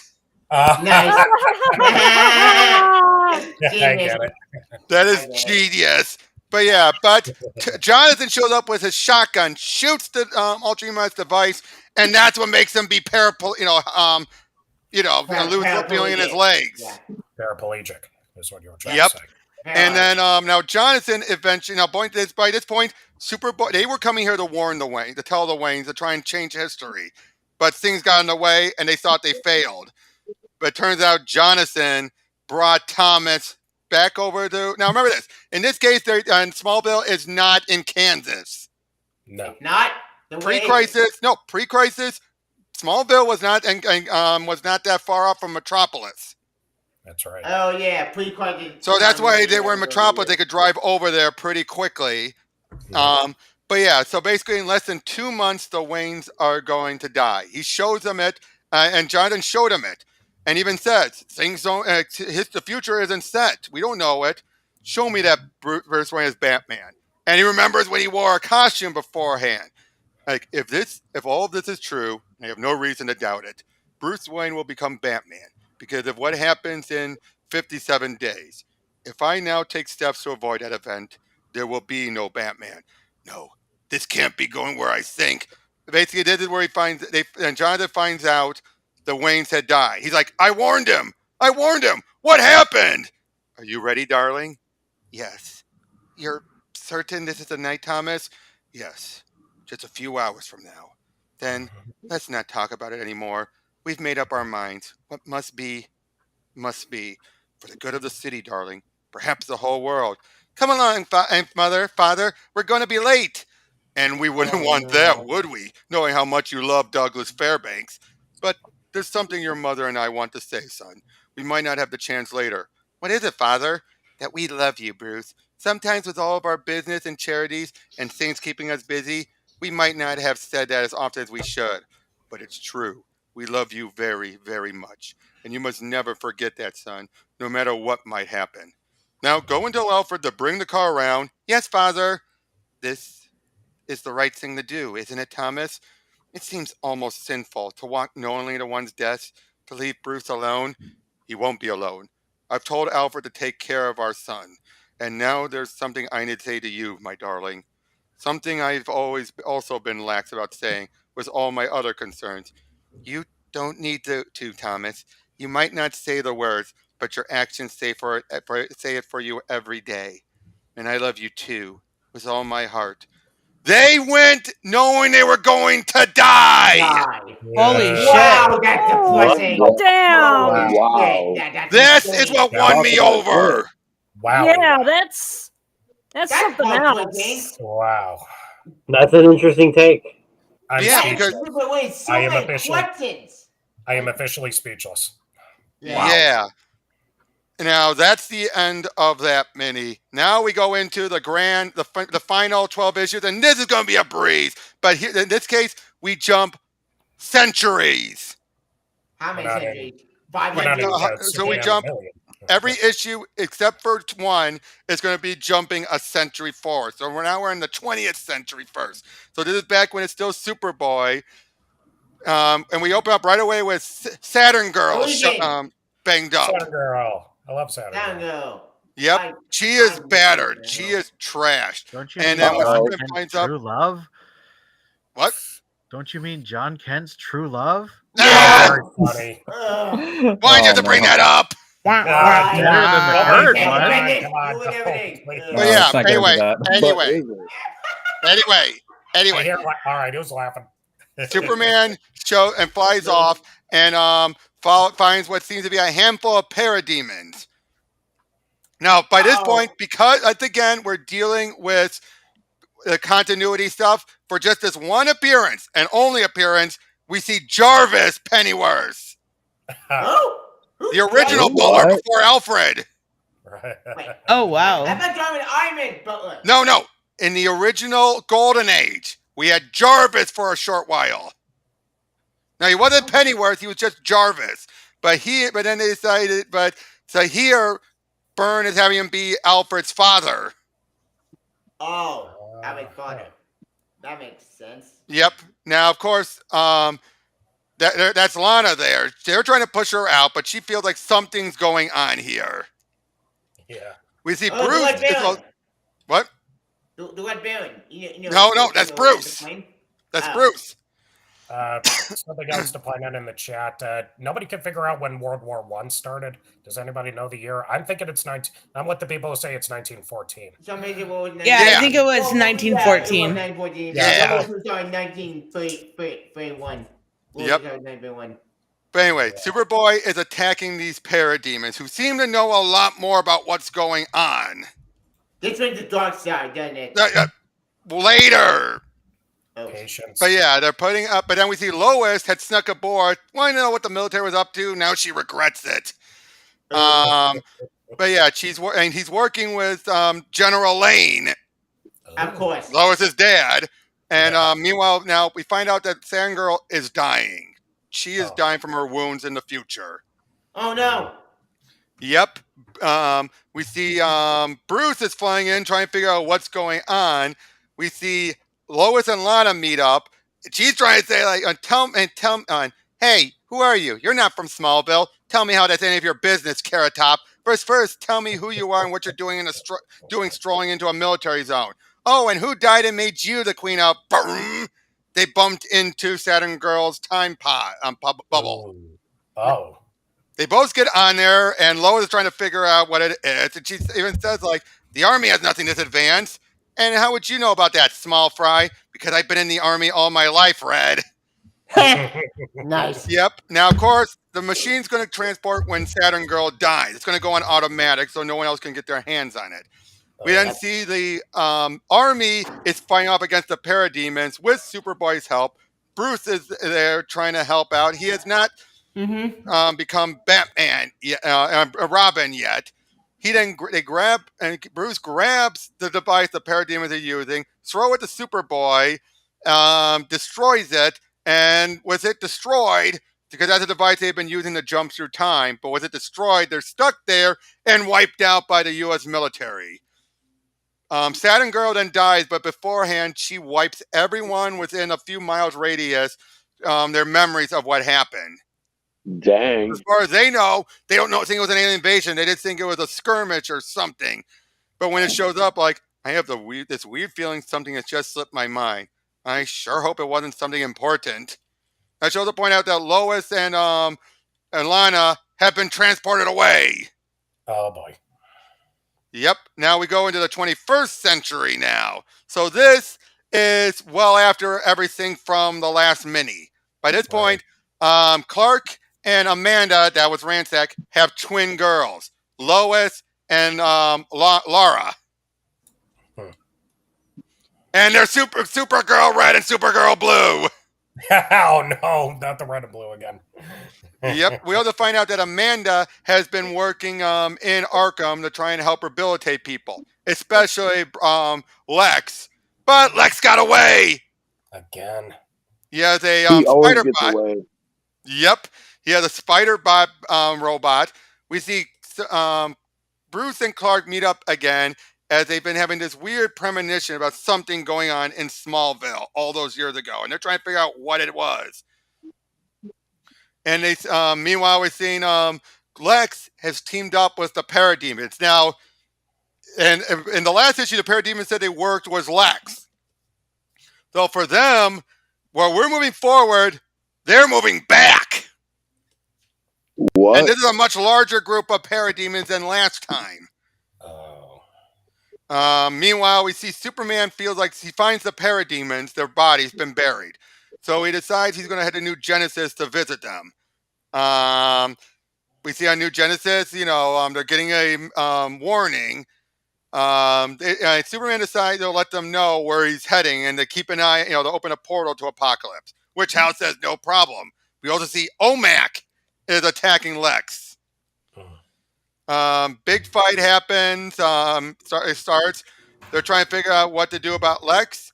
Although Luthor wants to stop being called that, he just wants to be called Metallo.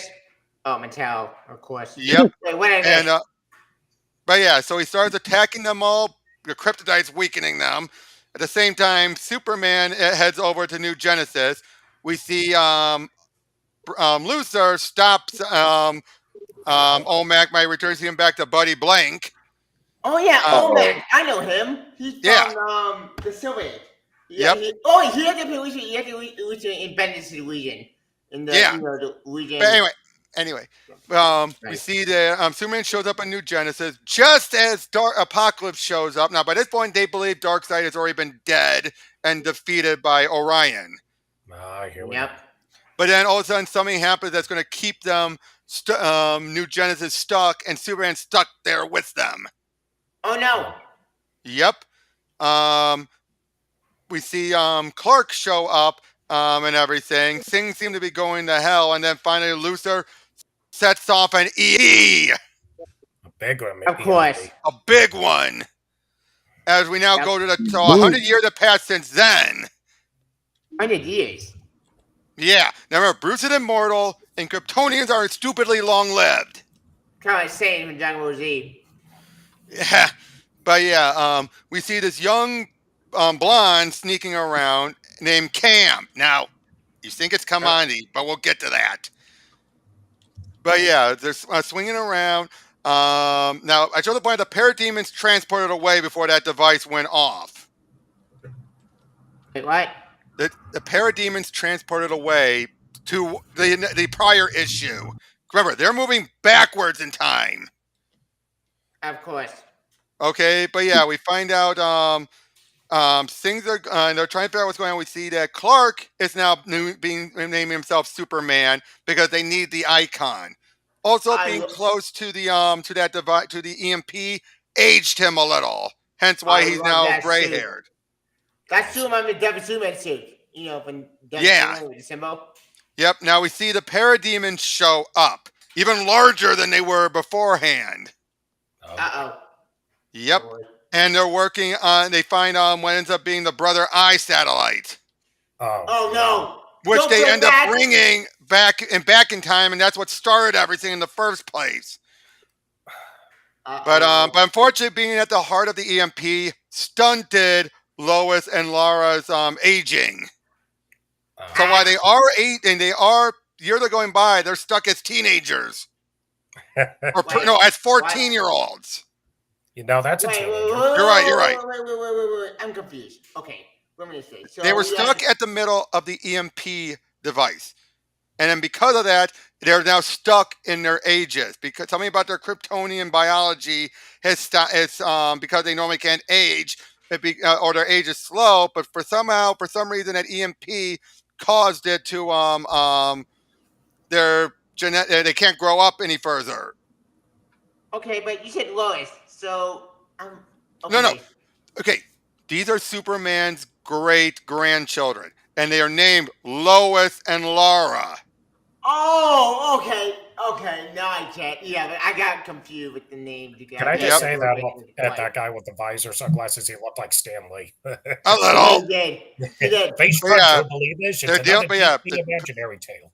Yep. Now the parademons are ready to do an attack. We see Bruce is going to put on his old outfit again.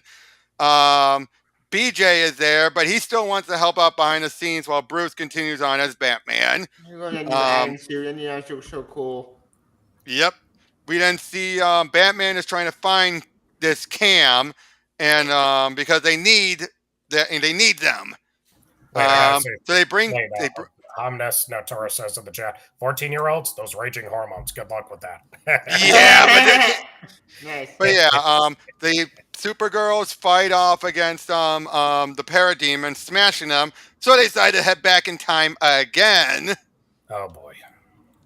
Nice. And once they find it, we find out that Cam is a girl. Oh, Oh, Instead of Twist. being Kamandi, it's just Cam. What a twist. oh, that makes sense. And they want to Wait, come on. recreate Project OMAC. Uh-oh. Oh, and look, Wonder Woman shows up again. He's back. With a shield. da-da-da-da. Yep. I love that shield. It's so cool. But again, a bigger group of parademons have shown up again. And meanwhile, we see the Superheroes fly in with a box. It's Stevie. She's dying from an attack. Uh-oh. So they're going to try and use the purple ray to healing ray to heal her. Meanwhile, Metron is trying to figure out how to get out of wherever they're trapped in. Turns out Superman, he's going to get her with Dreamer. What? Oh boy. No, oh yeah, Lois is dead. And yeah, now that future we saw at the end of the first mini, that's not happening yet. Anybody hear a buzzing noise? Yeah, what was that? Yeah, that was weird. Yeah. Then we see Buddy Blank is a clone of the original Buddy, and he's still OMAC. And there's going to be an army of him. Wait, did he know he's a clone? Yes, they just said he's a clone. They said they told him he's a clone. He knows he's a clone. Okay. But they try to use the healing ray on Stevie. It doesn't work. What? No. Stevie die? Yep. No. Superman is working with the OMACs. They go into a fight, and Wonder Woman is going to join in this fight. I don't want her dog to die. That's depressing and sad. Yep. Now, when one of the OMACs dies, one of the buddies feels it and passes out, and then all of the buddies feel it. Wait, how can all the buddies feel it? Because the way the cloning was done, they end up causing a mind link. They end up feeling what the others felt. Mind link. Yep, so everything they're doing ends up falling apart. Wonder Woman shows up to fight them. Yeah. And because things are going to hell, the parademons transport again. Of course, they time travel. Now, I like this bit. Bruce, I want to thank you for having Lois and Laura bring Stephanie home. I did not know you were aware of the purple ray. Purple ray? Don't know what that is, Diana. I just figured if you saw your daughter had fallen in battle, it might inspire you to become Wonder Woman again. Wow, dick move, Bruce! What the hell, man? Wow. Come on, you got help though. But yeah, we see then we see Wait. Superman is still having these dreams. We see the Legion are being attacked. Jeez. Uh-oh. And Brainiac 5 dies. No. How many deaths are happening in this series? We'll find out. We'll find out. But this is what we find out about what led to Saturn Girl going back in time. We're now in the 24th century. Duck Dodger in the 24th and a half century. He had to. Yep. But yeah, Diana finds BJ and he's dying now. But remember I told you how that stuff from Mrs. Wayne was going to be left for here? We're going to find out what that was. As it turns out... What? We're going to find out who she is finally. No. No? Nope. We never find that out. Even after 3 series? Yep.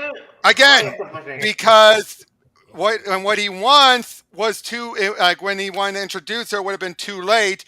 And the other way, he didn't care for it being Selena. So it was either just keep it ambiguous and have it be whoever we want it to be.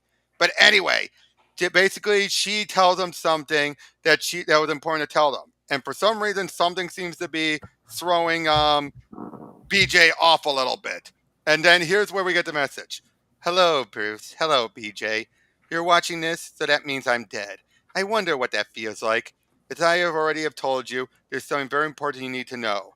I apologize up front for taking the coward's way of telling you, but you see, BJ isn't really your son, Bruce. Don't worry, it's not what you think. I hope not. What? My mind is going... You'll find out, Tavia. Okay. But yeah, they go inside to the Fortress of Solitude, just looking around things. Now, I know this is a terrible shock to both of you. And I know the first question must be coming for you is who? Who is BJ's real father? Well, I have left a record of that information here where I'm recording this disc. Someday I expect it will be found, and then the world will know the truth. But I have a favor to ask of you, Bruce. Right about now, I'm sure you're not in much of a mood to grant me any favors, but I want you to promise you won't race off to try and find this place. I'm sorry to do this and to do it this way, but I have my reasons. Goodbye now, and remember, I love the both of you. So she's giving them a task to do. They figure out what it is. We then see him meet up with Talia. Why? Because BJ wants to use the Lazarus pit himself so he can be younger, live a little longer, and be in much better shape to do this final mission. That's a very bad idea. For the Lazarus card, you go crazy. No. That's the other thing I should point out. After what Bruce and Rach did, the Lazarus pit was neutralized. It permanently changed it. So now he won't be driven insane. Oh, Oh. interesting. Now, he won't have the immortality his father has, but he will have the effects without none of the side effects. Nice. Oh. But anyway, they That's make their really way cool. in London and they're led on a bit of a challenge, which leads to a fight. And the police seem to be attacking, and it leads into another fight soon. Hello, boys. Mom, what year is this, I wonder? Not too soon after I made this recording, I hope. But if I know you as well as I think I do, it should be Batman and Robin who are watching this message. I hope you can both forgive me for my little white lie. Well, maybe a gray one. I was just so disturbed that BJ would not use Ra's al Ghul's magic to extend his life. I didn't want any more years than the fates gave me. But of course, I want so much more for my only son. Plus, I admit, I've been feeling bad about how I stood in the way of BJ becoming Dick's Robin. Then one day, I thought of something that might solve both those problems. Something that might inspire BJ to use the Lazarus Pit and become Robin again. Of course, BJ is really your son, Bruce, but I thought if I was clever enough, I worded my message to you very carefully. I wanted to provide you with just the right loopholes. This house scanner would not have activated unless it registered both your biotraces. So, just how well do I know my boys? I think she's Selena! That sounds like Selena! It's Catwoman. Wow. It has to be after Tristan, that. what do you got? Tristan. But now BJ is dying. Definitely. Yep. Now BJ is dying and he wants to die. Why? So he can be with Kara. Aww. Hello, Uncle Bruce. Or can I call you Dad? I never got the chance to do that. We weren't even sure you were alive when BJ and I got married. So yeah, the two move on to a better place. Now this is where we get a little... Twice in this mini, we see Byrne's whole notion of putting a young girl kissing an older man. Of course. Woman after Now, in this case, though, now, in her case, it's justified. She's stuck in this age, and yet he feels it's not right. I see. Yeah, I Justified, is it? Yeah. I haven't justified at all. You are but a child. Well, I'm no child. I was born in the 21st century, more than 400 years ago. But yeah, basically, but now, though he's 50 cycles of his world, by the standards of his race, he's no more than a teenager. So he's used to the long aging stuff. Of course. Well, yeah, we see Lana and Clark flying around, and they meet up with Martian Manhunter. Hey! About damn time. It's just a cameo. We're seeing Luther again. How is he still alive? He's a brain in a jar. But the brain should not. The brain can only take so much. The liquid keeps him going. What is he have the last? Not that though. He was paralyzed for four centuries. Wait, I thought Ultra Human had paralyzed for 4 centuries. What? I thought Ultra Human who was paralyzed. No. Paralyzed. No. In other words, the brain was out cold for a while. Oh. But yeah, we then see Lois is making her way to Wayne Tower. Of course. Now we see Granny Goodness is there as they're bringing back Darkseid. He cheated death. Of course he did. Finally, I thought we were never Yeah, getting back there. up. Good dark side. Dark side rules. Yep. Yep. Those are always I'll agree with that one. back. Now we find out that Lois and goes up with Bruce and finds the gold kryptonite. Why? Because it's her Kryptonian genes that are keeping her from slowly or stop aging. So she figured if she's no longer a Kryptonian, she will be able to age again. But Unfortunately, something goes wrong. Unfortunately, something goes wrong thanks to Lex. Things go kablooey, and radiation starts to leak, and basically, and he's dying. Unfortunately, she can't get to him now Oh no. Oh, great. because she's without her powers. Nice going, idiot. Yep, he dies. Now we jump to the 26th century, and Superman decides they finally figure out a way to get him out of there. So he's going to leave. Turns out he and Dreamer have had kids by this point. What? How many? How 2. many? And who are Yep. the kids? Is it? We'll see them. We will see them. All right, but yeah, Superman decides he breaks free and he's able to make it back to Earth. Once he gets there, Lois crashes into him and even thinks it's. Oh, sorry, that's Laura. Lois was the other sister. My bad. Human. But yeah, Superman punches him, and Batman punches him, and he's hitting very hard. He's been able to punch this hard for 75 years. Sadly, he somehow has the Kryptonian powers. How? We'll get to that. But so they think it's a fake Superman. So he reveals that your parents went willingly to their deaths, knowing that their murders could help create the Batman. I never told anyone that. Not even me. It is you. And we find out that, and this is where we fill in a few more gaps about what's going on. The parademons have already gone back in time by this point. Now we find out about they fill them in on details. We also find out when the EMP went off, even the Green Lantern ring didn't work, so Hal fell to his death. Oh. What the hell? Man, he was barely in the story. Yeah. Very barely in the story. We knew you well. Yep. Now we find out about the OMAC army and everything going to happen to Stevie and Wonder Woman. We have Batman and Wonder Woman got together for a short time. Didn't last. It didn't last. It didn't last. Damn it. We didn't get caught up about what happened. Eventually, she left. What? I was just clearing my throat. Oh, sorry. We didn't find out what happened with the other Green Lantern. And then turns out Lex caused a bunch of robots, machines to go crazy. They eventually took care of Luthor once and for all. Lara did actually age, but it turns out Luthor used a bunch of kryptonite that killed off Lois and Clark. What?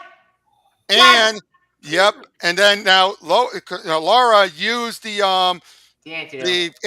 gold kryptonite cure to regain her powers, and then use one of Superman's many ways to give humans Kryptonian powers to humans. And because it never worked on an immortal, it didn't have any of the side effects. Now, of course, they asked, what about the Omax? Oh, right, they skipped that part. Eventually, because they were all linked, they had to go down to one. And then when he died, they unfortunately had to drop the whole project. Eventually, they finally did stop Lex. And things seem to finally be building up properly. And it looks like we're getting closer to the Legion's time. Good, he's finally dead. Finally, the Mad Tyrant's over. Yep. Thank God. But yeah, then they go there and they soon find Saturn Girl's body. Happy Halloween.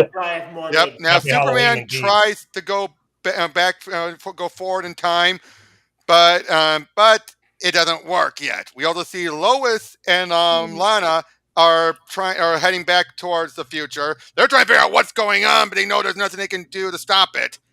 Now it says 26th century part 2. This is actually, we go to the 19th century, because it turns out when Superman tried going forward in time, he ended up bouncing back in time. Yep. And they find him again. They use a device to keep him in stasis until he could reawaken again. But yeah, he bounced back, and he meets up with Scott Free. Scot-free. Oh, yeah, Mr. Miracle. Mr. Miracle when he was young. Oh, okay. Woo! And Metron. And they meet up with Jonathan Kent. Huh? Wait, Pa Kent? Yep, and Martha. But it turns out Wait, Johnson is wait. there because he wants to go after Jonah Hex because of people that Jonah had killed were some of soldiers that Johnson had fought alongside. Wait, but how can Pug be out in the West? Remember, Clark was already Superboy by 1919. Oh yeah, when the 1800s. Yeah, but yeah, we have Jonah Hex here. Basically, we're going to be there, and he's hunting down a guy named Caleb Lamb. And eventually, he has a little shootout with Jonathan, but he doesn't want to kill him. Why? Whoever I killed was near and dear to you. I killed as a soldier fighting for his country. Now I don't, and now I don't kill less than there's money involved. And Caleb shows up. The shots go off, and Martha got shot. No! Now, thanks to help from Metron, they get a doctor over there who can help her. But this is why Martha couldn't have children.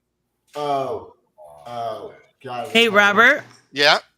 I pinned your link in my chat, but I gotta get going. I'm so sorry. Oh, it's all right. It's all right. It's okay, Tristan. Yeah, don't worry. We're almost done anyway. And and I'm gonna finish watching the rest after here in a little bit. But I wanted to make sure. End your stream, but don't end your side because that'll chop it off sooner. Just you can leave, exit off, and it'll end when I end it. Okay, perfect. All right, there we go. See you, Trish. See you. Wait, Bye, Trish, guys. Before you Have go, a good one, can Tristan. Bye, take care. Wait. Can you give me your thoughts on what you've been thinking about this the whole time? I understand why you like it the most out of the Elseworlds story. I would still say it is not Injustice level of amazingness. But I have a bias. But that's not an Elseworld. That's not an Elseworld, so it don't count. Wait. How is that not an Elseworld? It's not labeled an Elseworld. Oh, technicalities. It's awesome, though. I really have enjoyed this. All right. But thank you for joining, Tristan. And no problem. Don't worry, guys. We're almost done. We are almost done. Thank you, guys. See you later. See you later. Bye. Yep. Don't worry. But yeah, they sent with their help, Superman eventually makes it back to the present. And this is what we find about Darkseid's plan. Welcome to Apocalypse. His plan is this. They create a massive army of parademons. And then they send them back in time with a means of keep going back in time. And then from that, then they're able to, but because of how it works, people going, now as far as he thinks the way it's going to work is that people going forward will never know. It's not accurate. It's not perfect. He's so crazy, he thinks it's perfect. Because the way he thinks this, they will go back, but everything coming forward won't know it happened because it haven't happened yet. Turns out it did. It's basically, in other words, he was thinking it's going to intercept and they're going to keep going back without any, but the past is not going to have any memory. Turns out it's all started when the invasion ended. Wait, what? This is starting to You know, the story that was a nice, cool little Elseworld story. And all of a sudden, it just went. Whoop. This is started to. Basically, this is what What we know, we already know what's happening. As they're going forward, the parademons are moving back. And the army's getting larger and larger for them because it started off huge and they keep going back every time they start to lose. So it's getting smaller and smaller and smaller. Exactly. Until Superman destroyed the device, and Superboy destroyed the device in the first issue. But as far as what Darkseid thought, he thought there would be no memories of that future going forward, that their meeting would not happen. That's what he thought. That plan's why it failed, obviously, because... Well, yeah, that's why it fails. Now we go into... Can I just say this whole time travel thing is starting to sound like a Doctor Who plot? Yes! But anyway... This is where we get a bit more details about the parademons. Now, look at this. Byrne actually did some computer coloring here. Nice. Nice. Like but yeah, we see them constantly fighting off against the parademons. Yeah. And it's a big fight going on. But one of the parademons makes their way to this old blind woman. And they talk it out, and he explains about what's going on, how they were created, what their plan, what Darkseid's plan is. And also how he's cheated death. He and Orion fought to the death. And their prophecy occurred. But then and Darkseid found a way to cheat death and come back, thanks to his loyal followers. Let me get And answer that equation. But then we find out then the parademons were actually given sentient thoughts. They're not mindless machine, brainless. You told me this over the phone. Yeah, but wait, why would you give sentient thought? Isn't that a terrible idea? No, it allows them to actually plan. Oh. Because they're not going to be around Darkseid to take orders anymore if they go back in time. That's true. All right, but because they and the old woman realizes if they find out the truth that that these people are sentient, Batman and Superman will hold back. So she kills them, and it's Laura. Laura killed, and unfortunately, this doesn't come back to bite her. Okay. This should come back to bite her. It should. What the hell? So as far as they think, the parademons are still mindless. But if they're thinking beings. Yep. Now, Lois and Lana show up in the Legion's time. Legion. Of course. Now. Oh yeah, I love that image. I love that image too, but I gotta say this. Let's just say this: Darkseid's about to pull a Ultra Humanite. Oh no! Another John Byrne colored. Nice.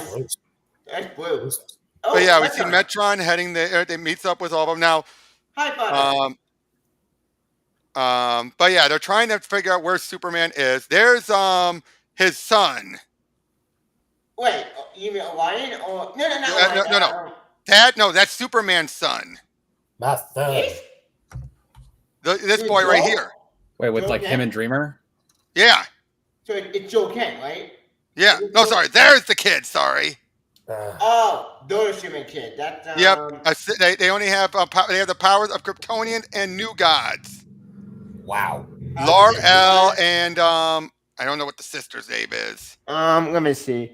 I'm looking. They don't say anything. Lar-El. No, Lar-El is the guy. Oh, the guy. But anyway, Darkseid shows up.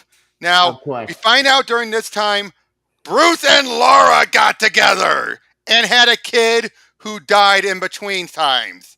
So Bruce banged Superman's great-granddaughter. I'm my own grandpa. I'm my own grandpa. Yep, but then we see Metron shows up. He's badly damaged and warning them about what's going on in New Genesis. And then eventually Metron dies. The effect is always dramatic. Yep. So Superman heads back and finds New Genesis has been torn apart. We then see Lar-El, that's his son, fighting him because he's blaming him for what happened. Oh, Vara is her name. Vara is his daughter's name. Oh, Laura. No, Vara. V. Yeah, they meet up there. They meet up with Dreamer, find out about what's been going on, explain why it took him so long to get back. Oh, there's Barda. Big Barda. Yeah, wait. Yep. And then they go in to fight them. But then all of a sudden we see Superman transport back, but we find out why. He fights the parademons. Every one of the New Gods die one by one until he then we see Darkseid holding Dreamer. We then see Lar-El get blasted by the Omega beams. Same with Vara. And then before Darkseid can, he killed them, but Superman he sends back to Earth. But before he does, he snaps Dreamer's neck. What? No, he wanted me to suffer. He mimicked so closely the way Luthor, or Ultra Humanite, destroyed my first family. It's like he saw all the scars still in my mind, but he made a mistake leaving me alive. The same mistake Luthor made. For almost 1,000 years, I have fought my never-ending battle against the likes of Luthor and Darkseid, but I did it as a soldier, as a policeman, because it was the right thing to do, the just thing. Now Darkseid has made it personal. Now we're now in the 29th century as we see Lana and Lois wandering around, looking around, trying to figure out what's going on. That must have been a time machine. They soon then find out about the Superman Museum and find he's Superman. Superman. But I'm getting to it. He's married to somebody named Lois Lane. Who the heck is Lois Lane? I'm Lois Lois Lane. Lane. Superman's gonna marry me? That can't be right. Something awful must have happened to me. I've got to find out what. Slow down, Red. I bet they don't like people running around museums here any more than they did in Red. Clark is Superboy. Clark is Superboy. I knew it. I knew it. I knew it. I knew it. Oh, But yeah, you they took find it, out about Lana. what's happening. They find I know. They find out all about what's happening, and as they're running through, they soon find out. Turns out Superman and the others are currently fighting the parademons at this moment. Holy. Oh no! Wait, Oh, if Superman dies boy, in oh, the past, boy. then she will be married during the future. That means Alright. No, but no. We'll get to that. Sorry, but Lana, I knew it. I'm reminded of Fred and Pup Named Scooby Doo. Red Herring. I knew it. I knew it. I knew it. I knew it. I knew it. I know. But yeah, they get ready to now. For a brief moment, Lois thinks that Laura looks just like her because there is a lot of similarities. The parademons have taken off, and they're showing around. They find out about the time bubble. Now, here's the thing. The helix is preventing any form of time travel from happening, except for the bubble, because the bubble was there the moment the helix was activated. Okay. So, in other words, they have a means now of going further in the future to stop Darkseid. But first, they got to get them back home. Yeah, take them back to the past. Which they do. They take them back. They actually help heal Saturn Girl up. She still does a mind whammy. Oh, yeah, like, someone I'm sorry you never had a chance to meet. Ma, Pa, this is Lois Lane, your future daughter-in-law. I love Lois. She's like, hi. That's funny. Hi. But now here's the icky moment. Uh-oh. They're going to have their mind wide. Like, I spent most of the she finds out how she now knows how important that information is. I want a kiss, Superman. Not a peck on the cheek, a real kiss, just before you go. Lana, you're only 14 years old. Does that matter? No one here is going to call the cops on you, Superman. Clark, I've dreamed for years that you and I would be together someday, that we'd get married and have children and live happily ever after. Now I know that can never, ever be. Is one kiss too much to ask before you send me back to all of the dreams that can never come true? No. No, Lana. It isn't. Oh, yeah! What the hell? Why? Talk about Burn it! God, that's icky. Ew. Yeah, but anyway, they have Tango does the mind whammy. They put Lois back at the near the camp, and they take the time bubble and balloon. They wait for Lois and Lana of this main time to leave. That way, it's like they never left. And then with Tango's help, they make it back, and they show up just as the it occurs. That's a lot of red too. Yep. Now we're in the 30th century, the final issue. Yeah. Finally. Wait, that John Stewart? That's what they're doing the cover. Yeah, sort of. Sort of. Anyway, they're helping out the Legion. They're getting them all, helping them out, fighting the parademons. And they meet up with Jordan Kelly. He's a descendant of Hal Jordan. So it's not John Stewart. God no, it's not. It's not in the present day. Oh, yeah, good point. Damn it. But anyway, we see Wonder Woman is with them. They're fighting. She's still alive, obviously, putting up a good fight. And then Lara is dealing with the parademons, find them off as the Sky Scorcher. Uh-oh. They get their way out of, and then they find Lara. She took the brunt of it. Oh. And she dies. And it says, remember what we had together. Wait, but does she tell Batman she went the truth? No.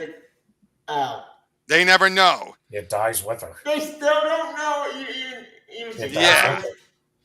And she dies at the age of 889.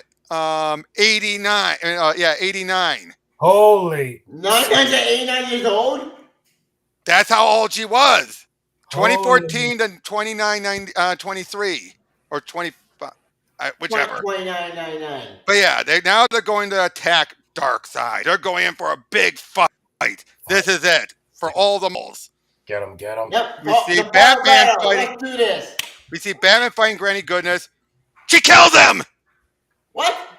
How? Excuse with you? a big blaster, but the attack sliced through one of the main plasma conduits, causing it's basically seems they're going to start to fall apart. You then have what's his name? Byrne Kanto. Kento. Yeah, He Kento. poisoned Wonder Woman. What? No. And we see Whoa! Green Lantern. He's banged up from fighting the parademons, and he dies with Wonder Woman. Superman finally shows up, grabs Desaad and flings him in the path of the Omega beams. He and Darkseid start fighting. Without him, the chain reaction from what Granny did is causing everything to blow up. Like, Superman, you fool. Desaad was the only one who had a hope of containing the chain reaction. Don't get it, do you, Darkseid? That doesn't matter. All the rules have changed. Nothing matters except that your menace ends here, and it ends forever. Come on. And because of that, everything's undone. Oh! Now we see the 29-25 we saw before at the end of the first mini. They meet up. Wait. Before you continue, somebody in the comments again. It's again 007 Angela. Soups and bats smash more than the Hulk in this story. But yeah, we then see them show up for a moment, and Superman show like, I'm not sure, Bruce. I have the strangest feeling something just slipped my mind. I hope it wasn't anything important. And that's the end of everything. Wow! What? Did Batman's mask just like form around his head? Yeah, that's what we saw that before. We saw that at the end of the first mini. That's kind of. Okay. Batman is a member of the MCU I know confirmed. he's a That reminds me of the symbiote. So, what did you all think? That was a lot. Yeah. That was a lot. Fucking crazy, dude. Yeah. But what would you say was your favorite of the three minis? My favorite 3 minutes had to be, I don't know. That was all freaking wild. When did Hooded leave? I have no idea. I have no idea. Oh, where'd he go? Yeah, where did he go? Yeah, but anyway, I would say the first one was the strongest. I agree. The first one. I mean, yeah, it's something that naturally has a lot tighter of a premise and it's a lot easier to follow. And I think I enjoy the first two as a complete piece. In fact, I wouldn't mind breaking apart that omnibus and putting it back together in the chronological order. I agree. The third Yeah, mini. that would have made it a lot easier to follow because it's like, yeah, there's a lot of interesting stuff happening, but I was trying to do the internal calculus of like, oh, wait, we're here in the timeline, now we're here, and that kind of detracted from me really following it all that. I found so confused. Joey, it's like having falls apart. Because it's like Memento or one of those episodes of Star Wars, The Clone Wars, that you got to mash together. Or it's like Kill Bill 1 and 2. You got to watch both. Return of the Jedi. Yeah. It's like the scene in It's Always Sunny where you need the thing in the background just to point to this and then point to that. But you see why it is my favorite? I guess it was. There's definitely a lot of substance Then there. if you're a madman. Great writing. Great writing on here. Very good artwork, although I think the third one is the weakest artwork The first one is the weakest. And it's like the the icky moment with Lana and Superman, which, no. Kissing. What was up was at least with Laura and the that Green Lantern, it made sense. She was stuck in that age. Yeah, at least that made sense. But for Superman, I mean, I get no. I get it, but I don't want it. It's one of those I things. don't want like, either. I just. But Please still come after us. I'm too young. yeah, but still though, I just gotta say, the moment that still always opened my eyes. I mean, my favorite moment has to be, of course, the Wayne secret. Yes. Yeah, that was probably like one of the strongest parts of the whole thing. Different take on the mythos. Yeah, but also though, Luther or Ultra Humanite's master plan was ingenious and insidious. Yeah, oh my god. All Superman family. He killed basically Superman's daughter, his wife, his son, and then later on his friends. Like Jesus. Jesus Christ, Lex Luthor ran a criminal, but Ultra Humanite is much worse in this series. He's a monster. Yeah, but now granted, don't sell Luther short. Look what he did in 3. Oh yeah, 3. He killed everybody. Yep. Now let's go one at a time. Each one of you give your thoughts. Raymond, you first. We'll give your entire thoughts on this series. Each one, artwork and story, and tell everyone what you thought. The artwork was freaking great, man. I enjoyed how retro it all looked by comparison to today's comics. Oh, Story, I don't know. Was I high? I don't know what happened. Well, pass them around. Possibly. Yeah, that I just feel like I just came back from a fucking trip. So how much we went over? Yeah, you gotta really. We should have slowed down and read it more, but that Yeah, would we have should taken slow too down long. on this one. Yeah, Holy unfortunately. I mean, look at how long it took to do it this way. Yeah, Now no. we did 18 minutes. We should have If done I this in read more of it, longer. we'd be here forever. Yeah, But, we'd be here till like 3 a.m. Yeah. We Yeah, get all anyway, dissertation on it. but favorite moments, favorite characters, what would you say? I would probably just say probably BJ is as ridiculous as his name is. I really liked his character. Yeah. He usually got a happy ending. Yeah, he was out of everyone, he probably had the happiest of all the endings. I mean, the story, everyone just kept getting shafted. Well, technically, Bruce, Clark, and Lana got a happy ending in the original. That's kind of cool too, but I'm like, Jesus Christ, could you guys just stop dying? Well, to be fair, none of that happened now. Nothing happened now. It all got erased. Yeah. Oh my god. Yeah. Hit the retcon button. Yeah, exactly. It's a complete reset. Which means this entire mini was completely pointless. Oh, that's all kinds of fun. No, it's like across the second dimension with Phineas and Ferb. We went through the best adventure ever, but without we got a memory wipe, otherwise you don't keep the platypus. Bye. Right, but right, but yeah. So, what would you give this on a 1 to 10? The entire trilogy. The entire trilogy, probably 7, maybe 8 if I was super high. Let me guess. The third one, it's because of the third one that hurts it, right? Yeah, I mean, don't get me wrong. I love the introduction of like Darkseid and everything like that. I thought he was, especially his like character design. I love how he looked back. Yeah, Byrne does great with Darkseid. I love Darkseid design. Oh yeah. Yeah. But yeah, it's a solid 7 for me. 8 if I'm super stoned. Okay, better question. What would you give the first two without the third one? Solid 8. All without right. being stoned. All right. Now, Tavia, you're next. Yeah. Thoughts on our story, artwork, favorite character, favorite moments, any of that? My favorite, I thought all of them amazing. I loved it all everything, all the series. Well, during the all, I will be the weakest, but always still amazing. But in this book, you can still see all the detail meeting. And all of it, I love all of it. I love the art with John Byrne. I think John would do all this. I'm not sure. Yeah, I don't know do all this. Yeah. All meaning, it's like 10 and able I made. Story-wise, okay. Definitely the one I made the stronger one of already because it felt like a contained story, but I did a pause so my ego became a fun life story. And I was fun life story, Generation 1 had a happy ending. Generation 2, everybody keeps dying, and that's when everything goes, wait, what? Why didn't it go dark? This didn't start one of these. I don't really die cynical. Wait, True. Dying, what? The rating died? Huh? Wait, what's happening? Well, it's still what it gets. What's happening? Generation 3. This is where everything falls apart for me. Because, what? Wait. Yeah. Wait. Stop. Wait. Yeah, all right. My Favorite character?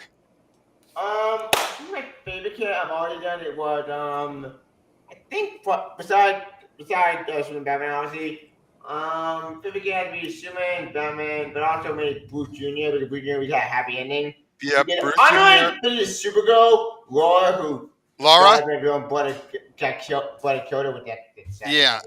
So much wasted potential was her. It's definitely a potential because I was hoping Joel and Supergirl would make up because in a way he kind of reminded me of kind of John sort of. Okay, not a John. But John. But I get what happened, especially when you have Luther Humanite manipulating him. Yeah, that's true. They manipulate him. But it kind of reminded me of Supergirl show. Instead with a good show by a little show. It kind of reminded me of that show. But I like the two boys, these two children, Superman that kill each other. Right. Kind of sad to play with them. But other than that, it's 1 to 10 rating. 1 to 10 rating. Oh, I ain't gonna put in my box. But the only thing is, it's been ending already competing. But that's my rating. If I go in all the other, I think Germany 1 is the strongest. I give that one 10 out of 10. Germany 2, yeah, 8 out of 10. Germany 3, that's the weakest. I gotta get 6 out of 10 on that one. But Yeah, I agree. There's some good moments, but it's just the century-long gap. I'll get to it on my thoughts. Yeah. Ingrid, same questions. I would say I'd give it an 8 out of 10 overall, and I feel like one thing that's not been said enough is just how magnificent of a bastards the villains are. Yes! Overarching this whole thing. They're the most consistent presence throughout the whole thing. Yes, they are. Yeah. They are. But what It's would you say just- is your favorite character and all that? I'm gonna have to go with Darkseid on this one. Maybe that's a bit more of an unpopular opinion, but yeah, I feel like we have to give the villains some credit in this one. That's true. Yeah. Brilliant plan. A brilliant plan. was Even though it didn't cool. go exactly the way he wanted, it was still a great plan. He's still Yeah, and I feel like that was the through line that was just easiest to follow. Is just, ooh, what's this bastard going to do next? Yeah. Yeah. Yeah. Exactly. So, any other thoughts you want to give? I think I'm still coming down from all of that. Okay. Yeah. Ian, you're next. Well, this definitely doesn't have the problem that a lot of Elseworlds have, which is it's too short. Yeah. It's too cosmic and too future for me. I really don't enjoy either of those parts of the DC universe, which is why I'm a boring Batman fan. Now, Yeah. that mostly applies to the third one. What about the first two? I found a lot of the ideas in the first two really interesting. I did like a lot of the ideas that were developed about the characters and their relationships with each other. And I really liked the bit where Lois Lane had that great 1920s hat. I wish that had been more of it, because like that's more my speed of like I don't know. I just like. What do you think about, since you're the big Batman fan I mean, we're all Batman fans, but you're one that's actually works with the Batman side and all that. What would you say about how Batman was handled throughout all of this? I mean, he's not bad. It's from such a different era of Batman that it's a little difficult for me to make a lot of comparison. Like, I kind of draw my line on Batman with Frank Miller. Which that was more BJ. BJ was more the Frank Miller Batman. BJ was way too like family oriented to actually be a Frank Miller Batman, though. That's true. He's not but at the same time, he actually cared about his wife. Like Frank Miller Batman would be like, "I have no wife." True. Well, tell you, would you counted his wife when she died right on the wedding day? I mean, that's like Tom King level stuff. That ain't Tom King. Oh wow! Damn, dude. I think I met Tom King. Well, at least he had his other wife. That's true. Melee. Yep. Okay, Alex. I don't you know what. Before you go in, favorite character and what would you give a rating? Lois Lane with the hat. Favorite character. You're not gonna let that hat out. That hat was awesome. And I think a rating, I'd give it like a 7.5. All right, Alex, your turn. Yeah, I definitely enjoyed the first. The first one definitely sort of seeing into this alternate world where Superman and Batman kind of like aged along with like the age of the comic book eras, which I thought was a really interesting concept. And I like the second one too, where at least by the end they kind of got sort of a happy ending out of it. But then I think it just got like went way off the deep end. We're like, oh, this is really cool. Then you just kind of almost just turn into another kind of typical, crazy out of this world. The third one, The only thing good about the third one was finding out what Mrs. Wayne told him. That part, right? I like that part. Yeah, absolutely. Now, what would you say is your favorite character? I definitely enjoyed the Ultra Humanite. He was such a bastard. Yeah. And I liked Kara too. Same. MBJ. Yeah. Okay, Eric, your turn. The artwork was nice throughout most of it. That I definitely like the use of color and all that. Take that in the sort of retro style. That's all throughout the whole thing. Things that sort of jumping through the decades. I've always said I do love comics that actually kind of break the whole status quo, and actually do it in real time to see where everybody changes as time goes on, and what might happen in the future and all that. Like that the story, like, I agree with everyone else. It's one of those trilogies where the first two are nice, the first one being probably the strongest, but the third kind of goes off the rails. It's a little. It's just like one big story that should have been, I don't know, condensed into maybe. A decade is one thing. 100 years is another. I've been running into this problem because I've been trying to imagine like something that's like 100 years or over 100 years after our original campaign ended, and the world building homework that ends up assigning to you just to even make enough of a plot make sense is hard, even just on that time frame, and then to do it multiple times. Dear Lord, how long did it take them to figure all of that out? I'm not sure whether to be impressed by them or to be concerned for their mental health. Are you okay? but that's the one downside with it, though. It doesn't feel like hundreds of years that passed between some issues. It did. Others, it felt like only decades passed. Because it feels like it's still in the future. The Green Lantern confused me because I find out John Stewart, but not John Stewart, and that could disappoint me because I want John Stewart, but no. I would have cut it in half. Like instead of 12, it would have been 6. That's my song. Yeah, but when they did a century. Yeah, like get to the 30th already. It's like Tom Petty used to say, that don't bore us, get to the chorus. Right. And did you notice that I breezed through that third one? Yeah, that was the fastest because there's not much going on. Yeah, not that it's fight, convoluted plot, fight. Yeah, now I would say I will also say that, and now I gotta say, favorite character. My favorite characters were BJ and Laura, I think. Laura or Kara? Laura or Kara. Which Supergirl did we see with the blonde hair or black hair? The black hair, I think. Oh, that was Laura. Yeah. Okay. Yeah. I liked her, and I felt so bad for her. But I liked Kara, but I did like Kara too. Yeah. I like Kara more. Kara didn't kill sentient being. Yeah, that's where things go too far. That's why I got pissed off because. What? Yeah, because she didn't get called out or anything. It's like, oh right, yeah. Oh no, what the hell? Like, yeah, but that's what you get when you do it. When you only have a few other issues left, and you have too much to pile on it. Yeah, do they pile stuff on it? I think it was because Byrne realized we need to I set up these parademons already. They've already been shown that they're smart. I need the heroes to find out about the bad guys. But I can't have them find out that these parademons are smart, otherwise they will hold back. So we had to do that. Like, okay, she kills them to keep the secret. Even though that's still. I mean, I give them credit for doing that. Maybe this, but I understand why you guys are disappointed. Yep. Now let me ask you all this. Last question for all of you. I didn't. Oh, right. Go ahed. Sorry. Yeah, the whole story, I agree with everybody else. The villain plots were like, wow. Yeah. Some of the best. I wanted to strangle those guys every time they did something. Every time they killed another person.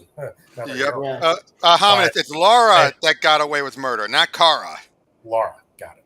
Yeah. Well, now, question for all of you. Overall, my number rating, please. That is. I give the first two a 9 altogether, gets a notch down at 8.5 altogether. That works. Yes. Now, question for all of you. And I can see why this is your favorite Elseworld. That Thomas and Martha cuts. Yeah. Oh, yeah. That cuts like a knife, man. That's heartbreaking. Yeah. Now, question for all of you. The squickiness. Laura and the Green Lantern and Superman and Lana. What the hell? What the hell? What the hell? And Byrne is the one who also gave us Colossus and Kitty. Oh yeah, he did do that. Oh yeah. That. What is up with Byrne and little girls kissing older men? They should all burn the comics to the ground. His last name is Byrne. Yeah, Robert, they're all didn't you fitting. read Wow. I 1950s think it's a science lot worse in fiction? this case than with Colossus and Kitty. Let's be fair. Sure, yeah, Claudia and Kitty, but that's because Claremont gave good characterization, and at least they didn't full on kiss on the lips. It was just a cute thing that eventually built up once they were older. Well, they Yeah, kissed. that Well, they makes kissed on. sense. No, wait. They kissed on the lips in the Claremont run at least once. Was it That's a true, mistletoe yeah. thing? Excuse me. Was it a mistletoe thing? No, it wasn't during Christmas or anything. They just did. Remember, Kitty's Jewish as well, so. Oh yeah. Look, I remember reading an article. I think it was on CBR or something. Not something. I don't remember where, or maybe it was an X-Men blog. Looking back on the entire Claremont run. Run, you guys, more power to you. But they basically looked back at their relationship. I think this was just before the psych out marriage issue that happened a couple That years ago. infuriated me. Yeah, that infuriated me too, but in retrospect. But Yeah. what was I saying? At least Gambit and Rogue got together. Oh yeah. But leading up to it, it looked back on their whole relationship. Looking back, they said as long as they didn't do it in bed, it was innocent enough. It was chastity enough. One little kiss doesn't make a difference, even though it's like what 6 years. I think. Yeah, but the way it was done here, though. Yeah, no, the way it was done here was like. Yeah, no. The one done here. Like when, I felt like I was. I felt like that. I understand why Lana did it, and it fits the Silver Age Lana. But like, if I was Superman, I would say like not on the lips, on the forehead, but it's. Or have Saturn Girl trick her. Yeah, we got what makes sense. You got a telepath there. That's true. Why didn't you think of that before? I mean, again, Byrne set it up for that. And again, I get it. Lana feels like, cause as far as this timeline's going, that future we saw at the end of the first generation wasn't going to happen. So as far as she thinks, I'm never going to get with him. Yeah, it's a different timeline. But now the stuff with Laura and the Green Lantern, perfectly justifiable. Makes complete sense. She's only stuck in a 14-year-old body. Right. That confused me. It's still not necessary for Byrne to do that. No, it's not. It's confusing. That's what I'm more that's a 50-50. I guess you're trying to justify it. True. I'm saying between the two of them, if I had to pick one that was less squeaky, it was her and the Green Lantern. Right. I think I have a higher threshold than you guys, but before I look at if I had to pick my poison a sec, I would gotta go with the Lana or Laura? I would go with the Laura Luen stuff because that sort of makes sense in a weird way. Yeah, it did. It made a weird way, and it gave her a reason to use the gold kryptonite on herself. That's true, yeah. But right, that did lead into something. I'll give it props because it did lead into another part of the story. And eventually, she got. At least she aged well enough for when she and Bruce got together. Right. Even though that's still Batman. That's still Superman's granddaughter. I would say if there's one person who got the shaft right, that's all. It's Wonder Woman. Wonder Woman did get the shaft. Yeah, where was she? Marie was the best. The story. Yeah, I mean, she was there at the beginning, but we hardly saw her in action until Generation 3, because we see her ready to go to war, and then she's pregnant, and then she's no longer being a hero because of Steve's death. But we saw it more from Stevie than we did from Diana. Yeah, I love Wonder Woman and her daughter. I've been saying that for years. That should happen many continuity. I get that. When she retires, that annoyed me because, come on. No, I get it. She doesn't have Steve. She's a single mom and she feels devastated. But that meant she was only active for 10 years. We're going across centuries here. Certainly, she would have done at least a little bit more at that time. Yeah, so that means she left when Stevie became Wonder Woman. Oh, yeah. I'm packing my bags and done. Here you go. Daughter. Yep. I mean, and technically she was active for less than 11 years because she was pregnant for 9 of those months. That's true. But yeah, overall though, I thank you guys for joining me for all this. Thank you everyone for sticking around. this. I've been wanting to do this forever. It was either this or Just Imagine Stan Lee. I'll get to that when we get to December. Who knows? I might be at 125 by then at this rate. Yeah. Oh, I love your part of it. Does it imagine you about the things that I'm trying to cover? Not cover my channel. I'm trying to read some of it. It's very weird, but very interesting. And But yeah, but overall, though, coming back. That thing coming back. Firestone in I think this year. Yeah, coming this year. So I do yeah, but anyway, but yeah, thank you all for joining me for this, and I'm glad we were able to talk about it all. Well, wait, I just realized we didn't talk about and one last thing about the Batman Captain America thing. Yeah, about how all that fit into it. That was kind of fun. That was fun. It was just like a fun. I think because everything else that we experienced tonight was just so batshit crazy. But I know. It's all prequel. So we're like, oh yeah, we ran out of comic before that. No, it's like the short cartoon before the big movie. But this is good with a short tied into the movie. Exactly. Yeah, it's such a fun story. Yeah, but yeah. And I like it how they actually acknowledge by having the Joker say that he was a guest of the Third Reich. I guess he survived the nuke, and then the Germany sent him to Russia. Right. Yeah, and the fact that Joker goes like, I need a homicide maniac, but an American homicide maniac. Yeah, I know. That's a great moment. All right. Joker's not that crazy. Yep. So everyone, thank you all again, and we'll see you all on the next lesson, which I already have recorded. That one is going to be Superman, the Last Family of Krypton. We'll see you all on that one. Oh boy. Bye-bye. Yep.